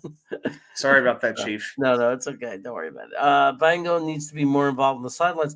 Yeah, I mean, look, I think that Saleh is not where if he turns this around and he has a long career as an NFL coach, it will not look the same, throughout his career, the way he is in the sideline. He'll probably look back and kind of raise his eyebrows himself someday if he succeeds. And if he doesn't succeed, he might regret it forever, because he's definitely trying too hard to be something he wants to be other than himself. Like, he wants to be all under control and calm. And I don't know that that's always the best thing to be. I think it's okay to be on fire on the sidelines. And we saw there was sometimes you need to be yelling at the refs to get the right calls. Like Belichick, whatever you think about him as a person. But another example could be Parcells, and you could like some really great coaches in history. Like, they weren't worried about how they looked, like standing there calm and being a calm presence. They went and they screamed at the head at the referees and fought and made them look and say, "Look, he's holding my guy every play." They made the referees pay more attention. They screamed, they yelled, they got in players' face when they weren't trying. We saw the Giants' new head coach from Buffalo screaming at Daniel Jones, and you know what? It didn't backfire. It worked. So I don't know what's right for Saleh, Bang, but I don't think that Saleh is truly being himself. I think he's trying too hard to fill what he thinks a head coach should be. And I think that there's a lot of growth left for him too, because I think he needs to be comfortable in his own skin as a head coach.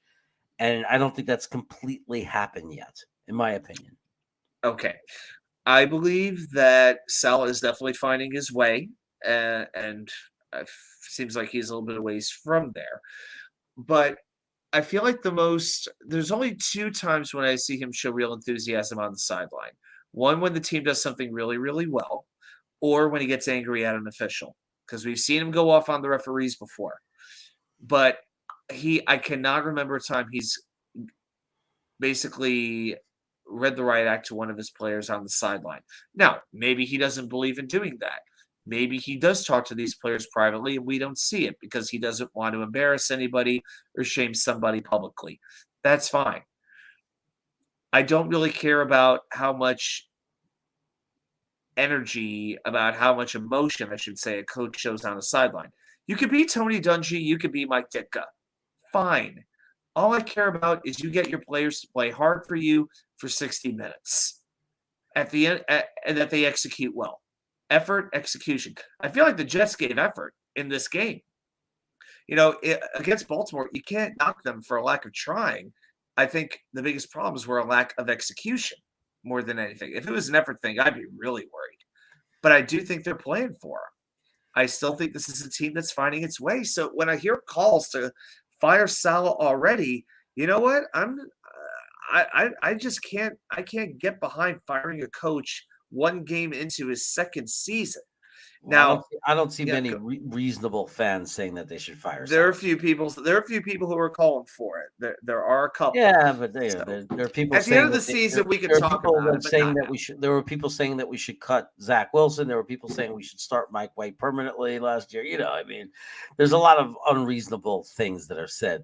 I know Bang is not saying that. He's just saying, he wasn't saying like fire Saleh. He's just questioning him on the sideline. I mean, there was a late hit on Zach Wilson. There was a late hit on Zach Wilson where I felt that Saleh should have spoke up. He should have showed that he, protect your players. I don't know, but what was I going to say? Oh, by the way, just in case anybody's wondering, when we have women. I mean, we should respect everybody, but when we have women in the chat that come here to talk Jets, guys, we don't hit on them. Don't ask if they're single, and don't hit on them. This is not a bar. It's not a singles bar.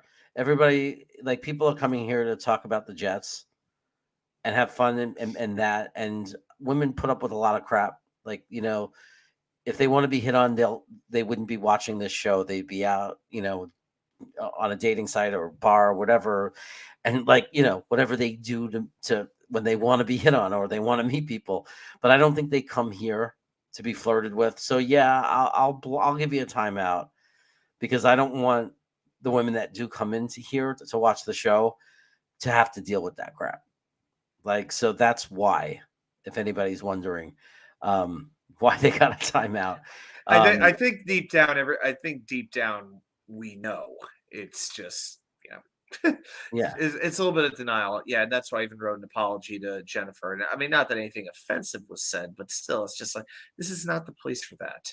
Yeah, this is not the time that. I remember when Rivka was here, Carly was here, I made sure to shut it down immediately. It's like, no, we are not going to have that. Respect them. Period. Yeah. We don't want to create an uncomfortable environment. We want everybody to feel welcome. We want everybody to have fun. And, just do it in a fun, respectful way. That's all. Yeah. And I got to remind myself of that once in a while, or at least I have in the past. So, yeah. No, look, it's just sometimes you realize it after you do it. You say, you know what? We're not really in a play. Maybe this lady does not want to be hit on right now. Maybe they get hit on all the time and they're tired of it. And maybe that's, she just wants to be like every other Jet fan. Treated like every other Jet fan. So I think somebody's trying to set a record for the most different accounts that they can use in one show. Oh my God. All right, let's just ignore that. And Thomas Cahill, we should get the enemy. The enemy. We should get the enemy. And don't look back. What do you think of that, Batuke? I'm indifferent at this point. I'm assuming Thomas would want to get him as a head coach. You know what? I'm not really interested in talking about head coaching candidates. Right. Put it this, unless Sean Payton will come to the Jets right now. If Sean Payton will say, yes, I will come coach the Jets, all right, we could talk. And if he's willing to give us 5 years, then I'm willing to talk. Outside of that, Thomas, I'm going to ask you this question. How many more first-time coaches do we have to try? I'm tired of it. If Saleh doesn't work out, I'll tell you what.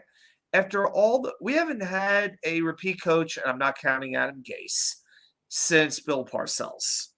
Every coach since then has been a first-year coach and has had varying degrees of success.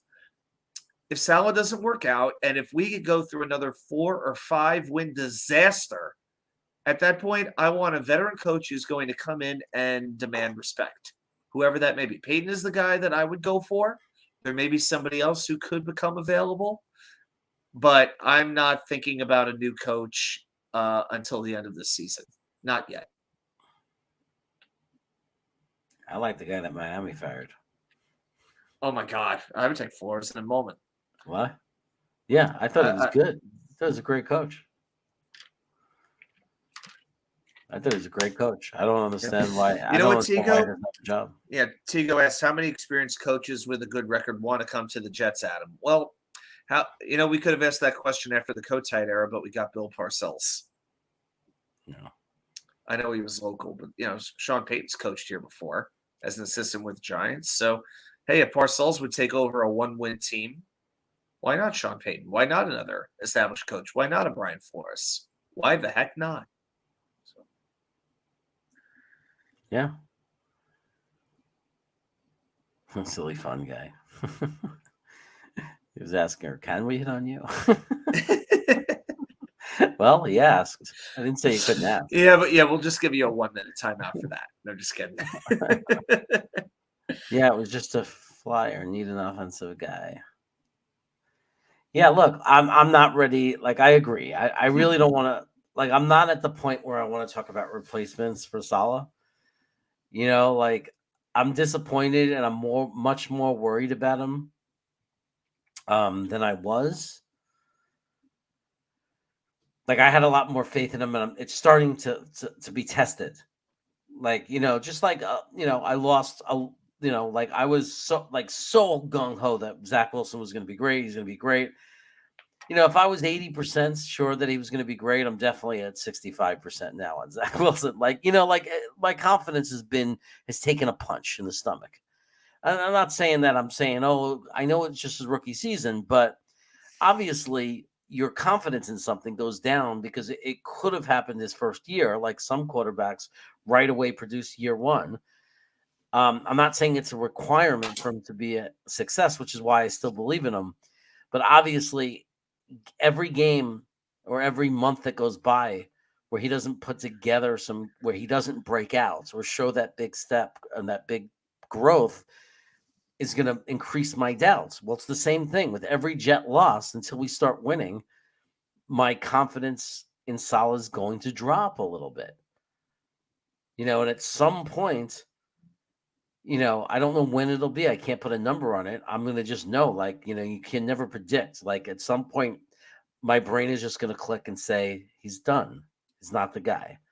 I'm not there yet, but I'm definitely not as confident in him as I was, a year ago or even, you know what I mean? Like, I'm having my doubts.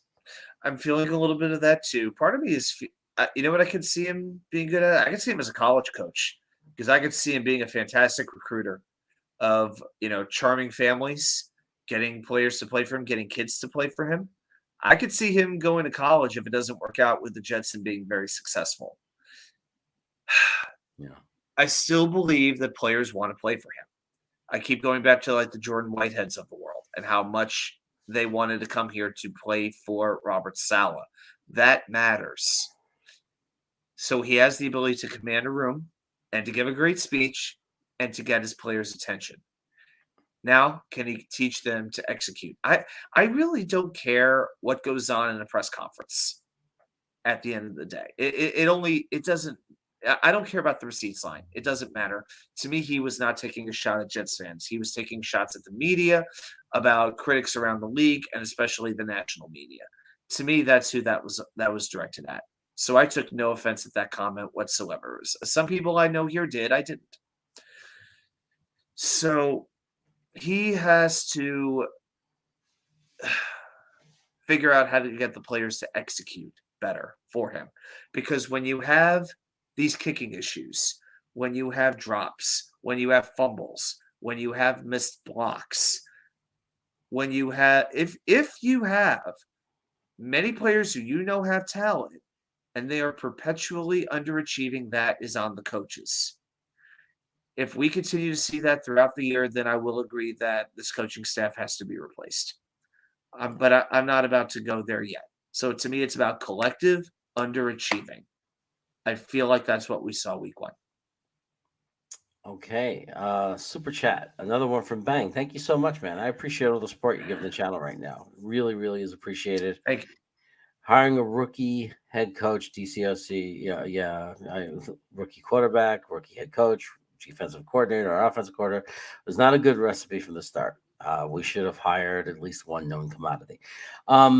I feel like we did hire one. Now, I'm not disagreeing with you. I mean, there was. I just want to say and remind everyone. I'll remind you. There was Greg Knapp. Yes. I think even though he didn't have the title, like he wasn't offensive coordinator, defensive coordinator, I think that Greg Knapp did have a very, very serious role. He was supposed to play a very serious role, and he was going to be that guy, the veteran coach who's been around, that was going to, basically mentor LaFleur. Even though LaFleur was was the coordinator, I think that Knapp was going to be that guy there for him to bounce ideas off of and really lean on. I'm not trying to make excuses. I'm just saying I think that was their mindset. And I do think that they have a veteran coach in what's his name? The secondary coach, Tom Boyle, or he's like 17 years secondary coach. So he's a guy that doesn't want to be a coordinator or is not built for that, I guess. But he's an excellent secondary coach. What's his name, Matt? What's okay? Why did I forget? The Jets secondary coach? Yeah, what's his name? He's Boyer. Boy. Well, Brant Boyer's the set. No. Brant Boyer's special teams, but No. by the way, Jeff Ulbrich was defensive coordinator Ogden? for 1 year. What the For hell's 1 year our- in Atlanta. What the hell's Just our- defensive backs coach. Ricky Manning Jr. He's an Tony assistant. Tony Oden. Thanks, GV. Tony Oden. Tony Oden. Oh yeah, senior defensive assistant. And what's his face? The Greg Knapp. I think his title was going to be passing game coordinator. I think that's what he was. So we weren't going to not have some veteran coaches in there, and Tony Oden is very, very good. He's really, really, really good. So I mean, there were like in the rooms veteran guys, but no, I see your point, Bang. I mean, it's kind of an interesting thing. You don't see that very often. Like usually a rookie coach is gonna, try to get some better, some better guys, like, or as far as experience in those other titles. But at the same time, how many people want to come to the Jets? Like, how much leverage did Saleh have to even get people to come with him? Like it's not like if there was offensive coordinators and defensive coordinators that were willing to come when Saleh was hired. Why? If they're unemployed, why are they unemployed? And if they're employed, why would they leave their team for the Jets? I feel that Michael LaFleur. As I recall, they hired Saleh, and within an hour, Mike LaFleur was announced as the offensive coordinator. It was fast. It wasn't a long, drawn-out process. I think a part of it was, I think he already knew if he got hired, LaFleur was going to be his offensive coordinator. My wife is like lighting up my phone, so she finally figured out how to get my attention. So I don't want no Chardonnay. She doesn't understand I wake up with the biggest headaches if I drink and then get up at 5 a.m. for work.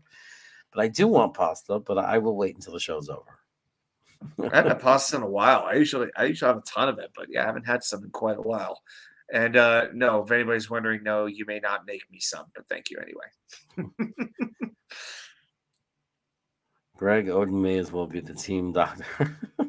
Very nice.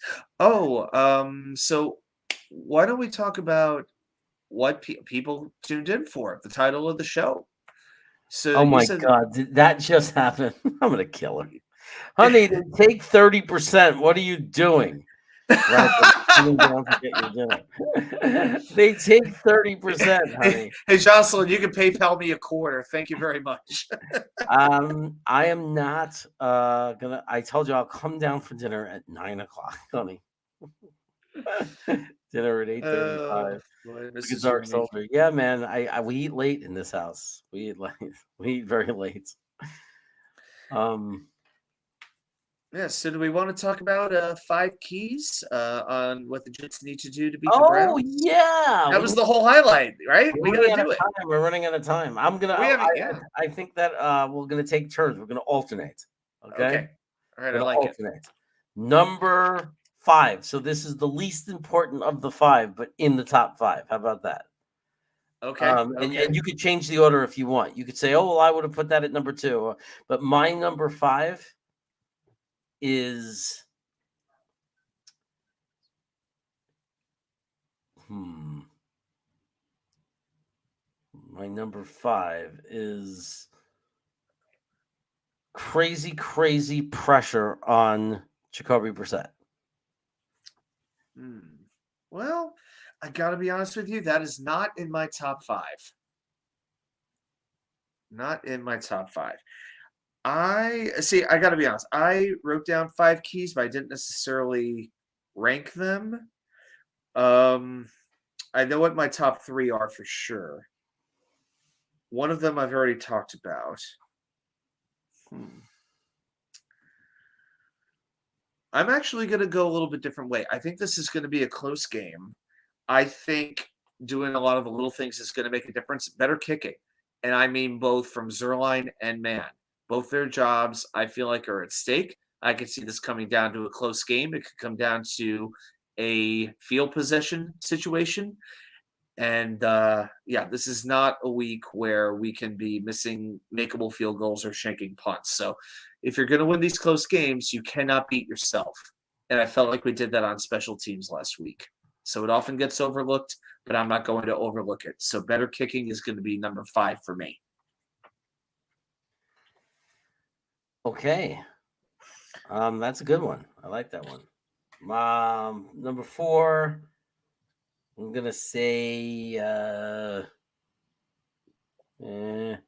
stopping their screen passes, like stopping screen passes and the short games, like to tight ends and stuff like that. Oh, okay.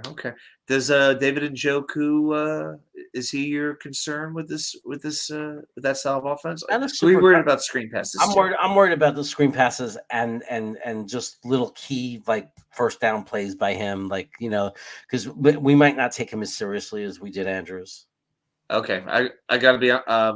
I wouldn't blame any team for not taking David Njoku as serious as they would take Mark Andrews. Mark Andrews to me is a top 3 tight end in football. Yeah. To So, me, but sometimes then it comes back to bite you because then he does end up hurting you on a 3rd and 8, and that kind of thing. Yeah, I feel like Njoku had a good year and he's a capable athlete, but I've always felt he was capable of just a little bit more. Kind of like an Evan Ingram, that kind of guy. Maybe just without the drops. But yeah, Njoku isn't my biggest concern in this game.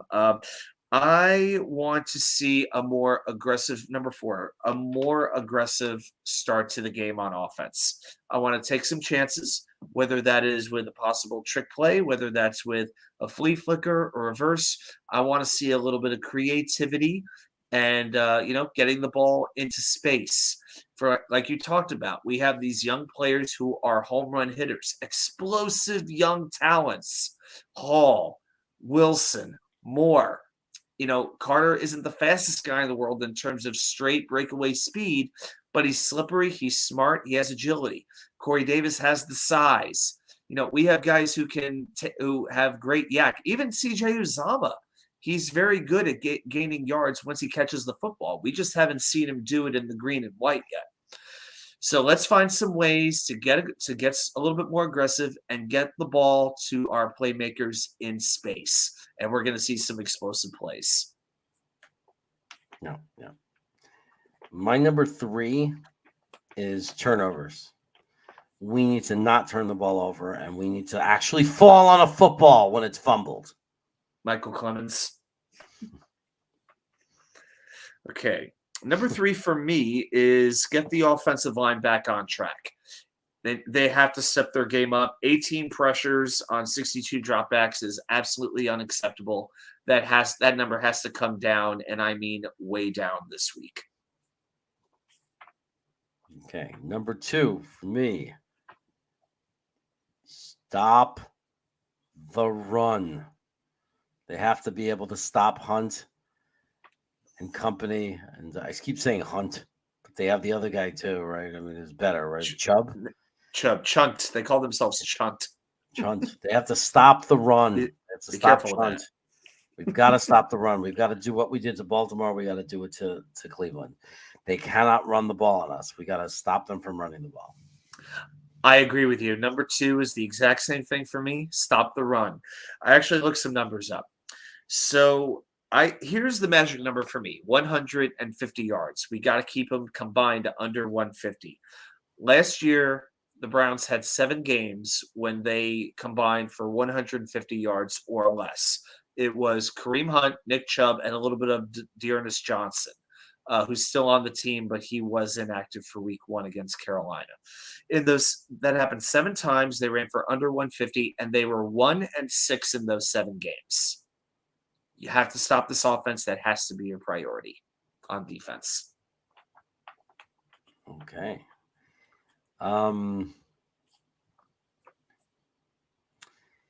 Number 1 for me is the offensive line. They have to play much better as a unit. They have to. I mean, we have to. Just the offensive line has to play so much better than they did last week. Not just because in any team will kill you if you play like that, but it's what we're going against a pretty badass defensive line. Like our offensive line's going to have to step up. They're going to have to do both. Like I'm talking about run blocking, where they're going to allow our running game to succeed, and also protect Flacco, because Flacco is not a great quarterback. Flacco is a serviceable backup quarterback, and the one thing that will help him succeed is if we give him time. If we give him time with those wide receivers, he'll be able to pick any team apart. Or because he is a veteran quarterback, he just doesn't have any athleticism in the pocket. He doesn't get himself any extra time. So the offensive line has to do all the work for him. They have to give him time, but also the running. So just great offensive line play. Okay, so my number 3 was your number 1, and we agreed on number 2. Okay, my number 1 is contain Myles Garrett. We talked about this earlier, but for anybody who may be tuning in a little bit late, last year he had 16 sacks. Last week he had 6 quarterback pressures, 2 sacks, 3 tackles for a loss. He was going against Ike Ekwonu, who a lot of people were talking about as a possible Jets draft target. Ekwonu just had no idea how to stop him. And this week, it may be Max Mitchell trying to defend Myles Garrett. That's not an idea that gives me a whole lot of confidence. But what else can the Jets do at this point? So I would like to bracket him, throw CJ Uzama on to help block, maybe Ty Conklin now and then. But if other players on the Browns beat you, if JOK beats you, if Jadeveon Clowney beats you, you know what? You can live with that a little bit more. But at least come up with a plan to contain or limit Myles Garrett. To me, if Garrett has his way, the Jets offense is going to be in a whole lot of trouble. Yeah. So those are our top 5. Our 5 keys to winning. What do you think our chances are? I got to tell you, I feel like they've gone down if Jordan Whitehead doesn't play. I felt like they had a pretty good chance. I felt it was kind of a 50-50 kind of a game. I feel as though it's taken a hit. I don't know if we're going to be able to stop this run game. And I'll tell you this, if they do it, if they can do this week what they did last week to Baltimore and do it without Jordan Whitehead, I will be incredibly impressed. And I'll come on and I will tell you that. I will be amazed if they can limit them to, like I said, under 150 combined. That would be an accomplishment. Go ahead. No. Okay. I was just going to say I don't think it's either black. I don't think it's black and white. Like I don't expect completely shut down their running game. No. So I'm going to say we just have to contain it, and we can't let them just control us with the running game. It can't be Indianapolis. It can't be I can't watch that. Minneapolis. I can't watch that kind of a game ever again. Yeah, that was just excruciating, especially considering it was on national TV. And again, so when the Jets step into Keebler Elf Stadium on Sunday, down by the big lake, yeah, I'll be curious to see what they can do on offense against this defense. But if they can stop, I think establishing that run game will be a huge deal. But again, they've got two very good tacklers in Schwartz and JOK. And or Walker, I should say Anthony Walker. Anthony Schwartz is their wide receiver, excuse me. So if I feel a little bit better about this game than I did about the Baltimore game. I feel like if they play that old school complementary football, then they can win the game. But if they beat themselves, if they take dumb penalties, and they didn't take a lot of penalties week one. I got that. That is one thing that went well. They were not showing a lack of discipline, but it was the missed kicks, it was the turnovers, the play calling that I think those are the types of things that hurt them the most. I feel like these things can be fixed. So if they can not beat themselves, if they can battle with Cleveland, I really think at the end of the day they could find a way to win the game. But I don't want there to be a situation. If they go down like say 10, 14 points, I don't think they're coming back. I think this is a team that's going to need an early lead and create doubt in the minds of Jacoby Brissett, Kevin Stefanski, the entire dog pound. Get that early lead, and I think they have a very good chance to win this game. Yep. No Thanks, question, Knockcraft. man. If we got some big turnovers or something, and the game got out of hand for them, and some things bounced our way, and we got some kind of lead, I think that would be the biggest strength if we could ever just get a lead. It feels like even last year, the wins we got, we scraped off wins. Like we haven't had an easy win. Like last year, none of the wins were easy. Like it would be interesting to see this team because this is what it's built for with a lead. Like, we're in the middle of the third quarter and we've had a great game and we're up 24-7. And now the other team has to pass like crazy. And we just let our defensive line lick their chops and go get them. And Isn't it force interesting? that quarterback to have to sit in the pocket and look downfield to receivers. You know what I mean? It's fascinating what you're describing the Jets defense as. I feel like the Browns would want to do the exact same thing to us. Mm-hmm. I feel like the Jets and Browns are similar in terms of their philosophy. The question is who's going to execute that philosophy better. Yeah. So, Jeremy, who's your Jets player of the game? You're talking about, well, I'll do it for both. I'll do it for last week and who I think will be the player of the game next week. I would say the player of the game from last week for us. I got mine. Was DJ Reed. Yeah, I was thinking actually the combo of DJ and Sauce. One catch combined for 8 yards. That's unbelievable. I know that the Ravens don't have the best wide receiving group in the world, but we were worried about DJ Reed even playing. We've been talking about that hamstring injury. He played. He was good. Yeah, you could give Reed the nod because he had the INT. So, yes, that is very fair. But that is something to be genuinely excited about is this cornerback tandem for sure.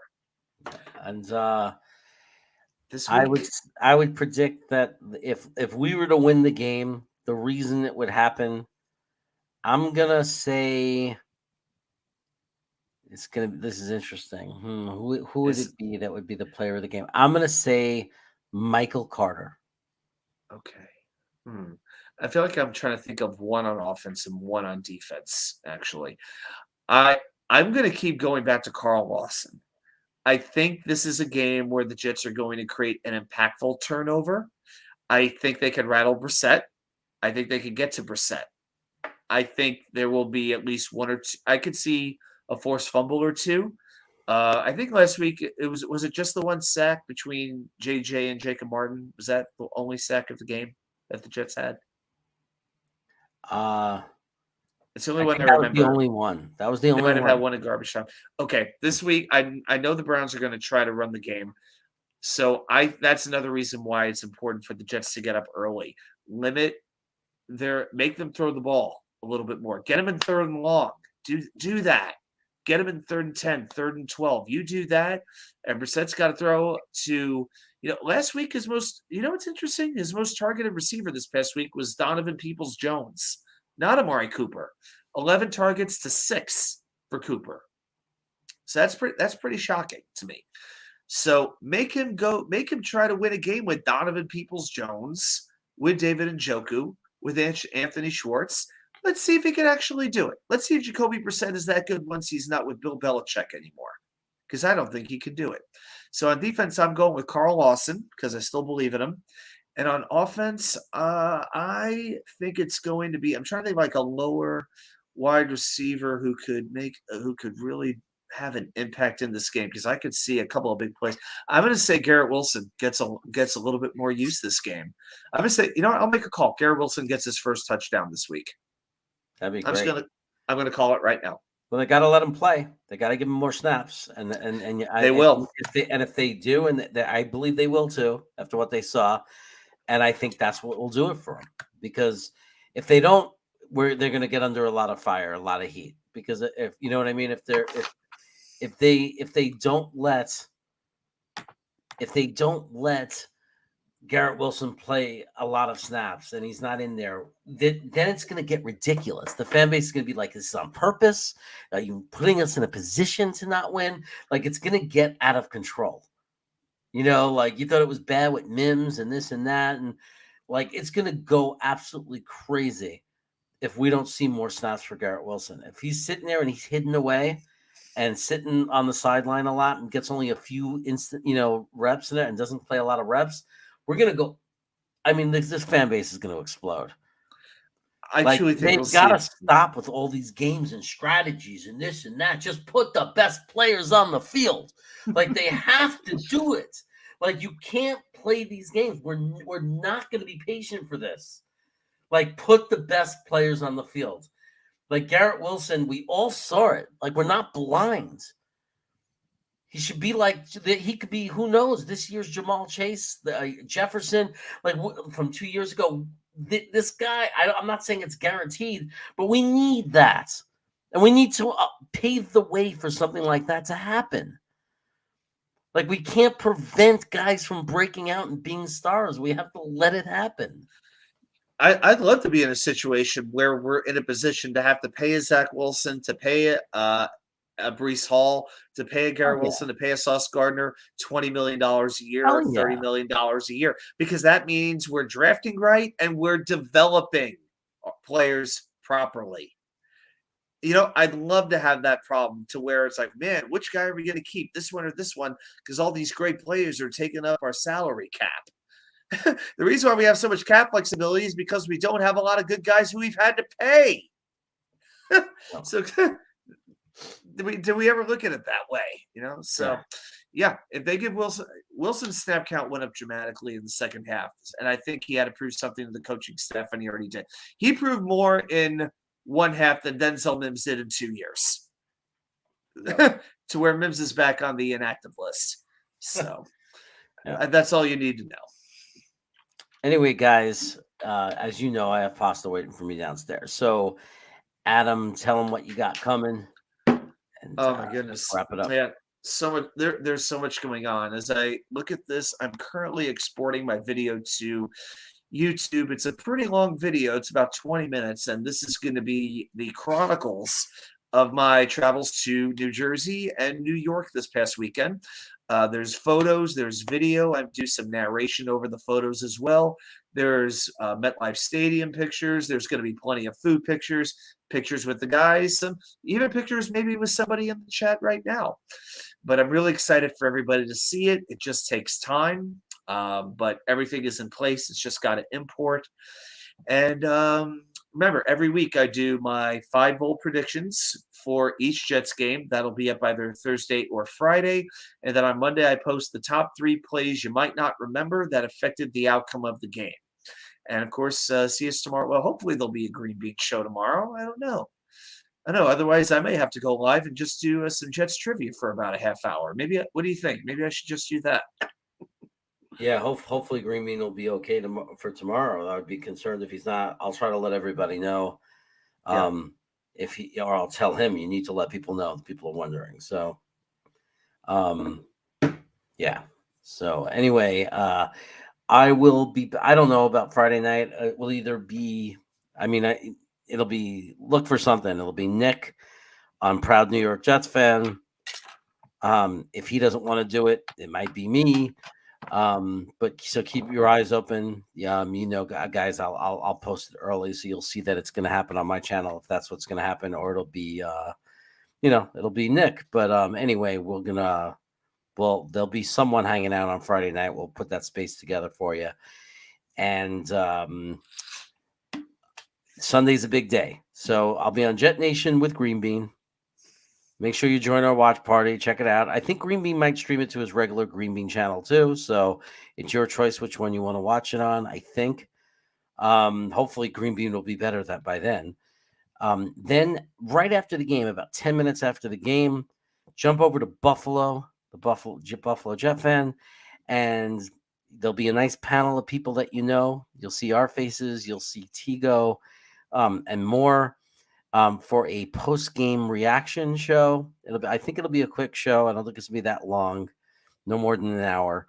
But it'll be 10 minutes after the Jet game, so a lot of you'll be watching. We'll be hanging out with Green Bean, and then after the game, you're gonna see me say, "I gotta go," and you guys are gonna know where I'm heading. I'm heading over to the Buffalo Jet fan channel, and we're gonna do that post game. It's gonna be a big show, guys. I really predict. I mean, even in the preseason, we had 240 people in the stream. First run.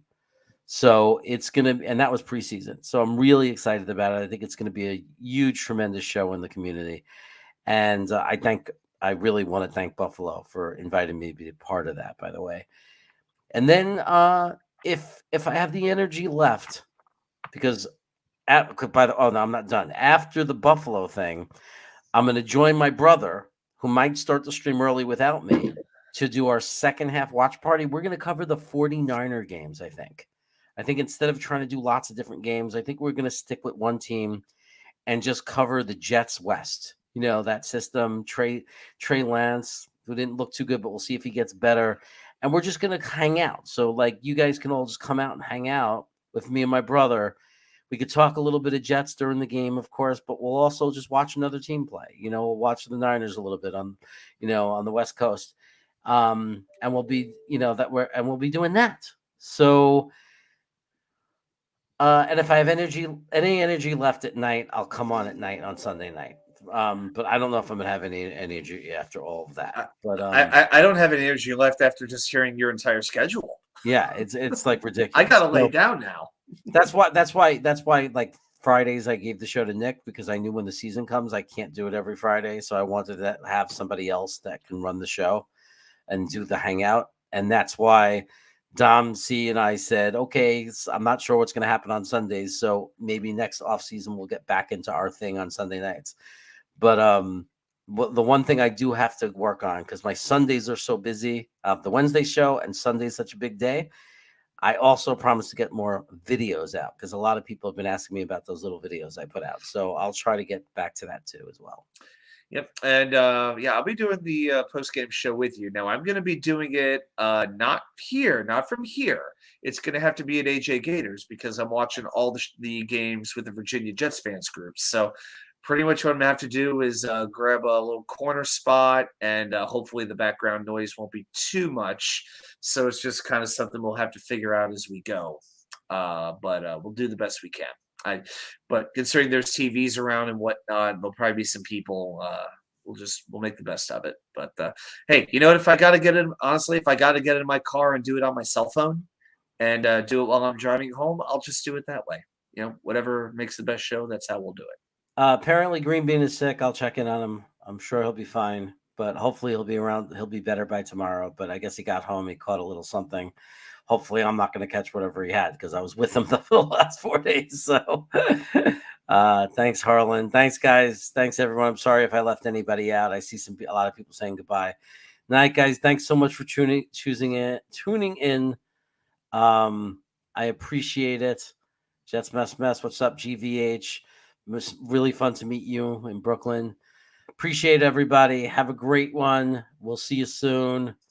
Go Jets. Go Jets, baby. See ya. Oh, yeah. Oh, yeah. Go. Amazing. That's my boy. That's my boy. Breaks away from a sack and completes the pass for first down. Oh, Kittle just may have made the most amazing catch. He fights for the first down and gets out of bounds too. It's no good. Overtime. Oh, what a catch. How do you drop that? What are you, Jamal Adams? Touchdown. This is a touchdown all the way. He reached over the pylon. San Francisco beat Cincinnati.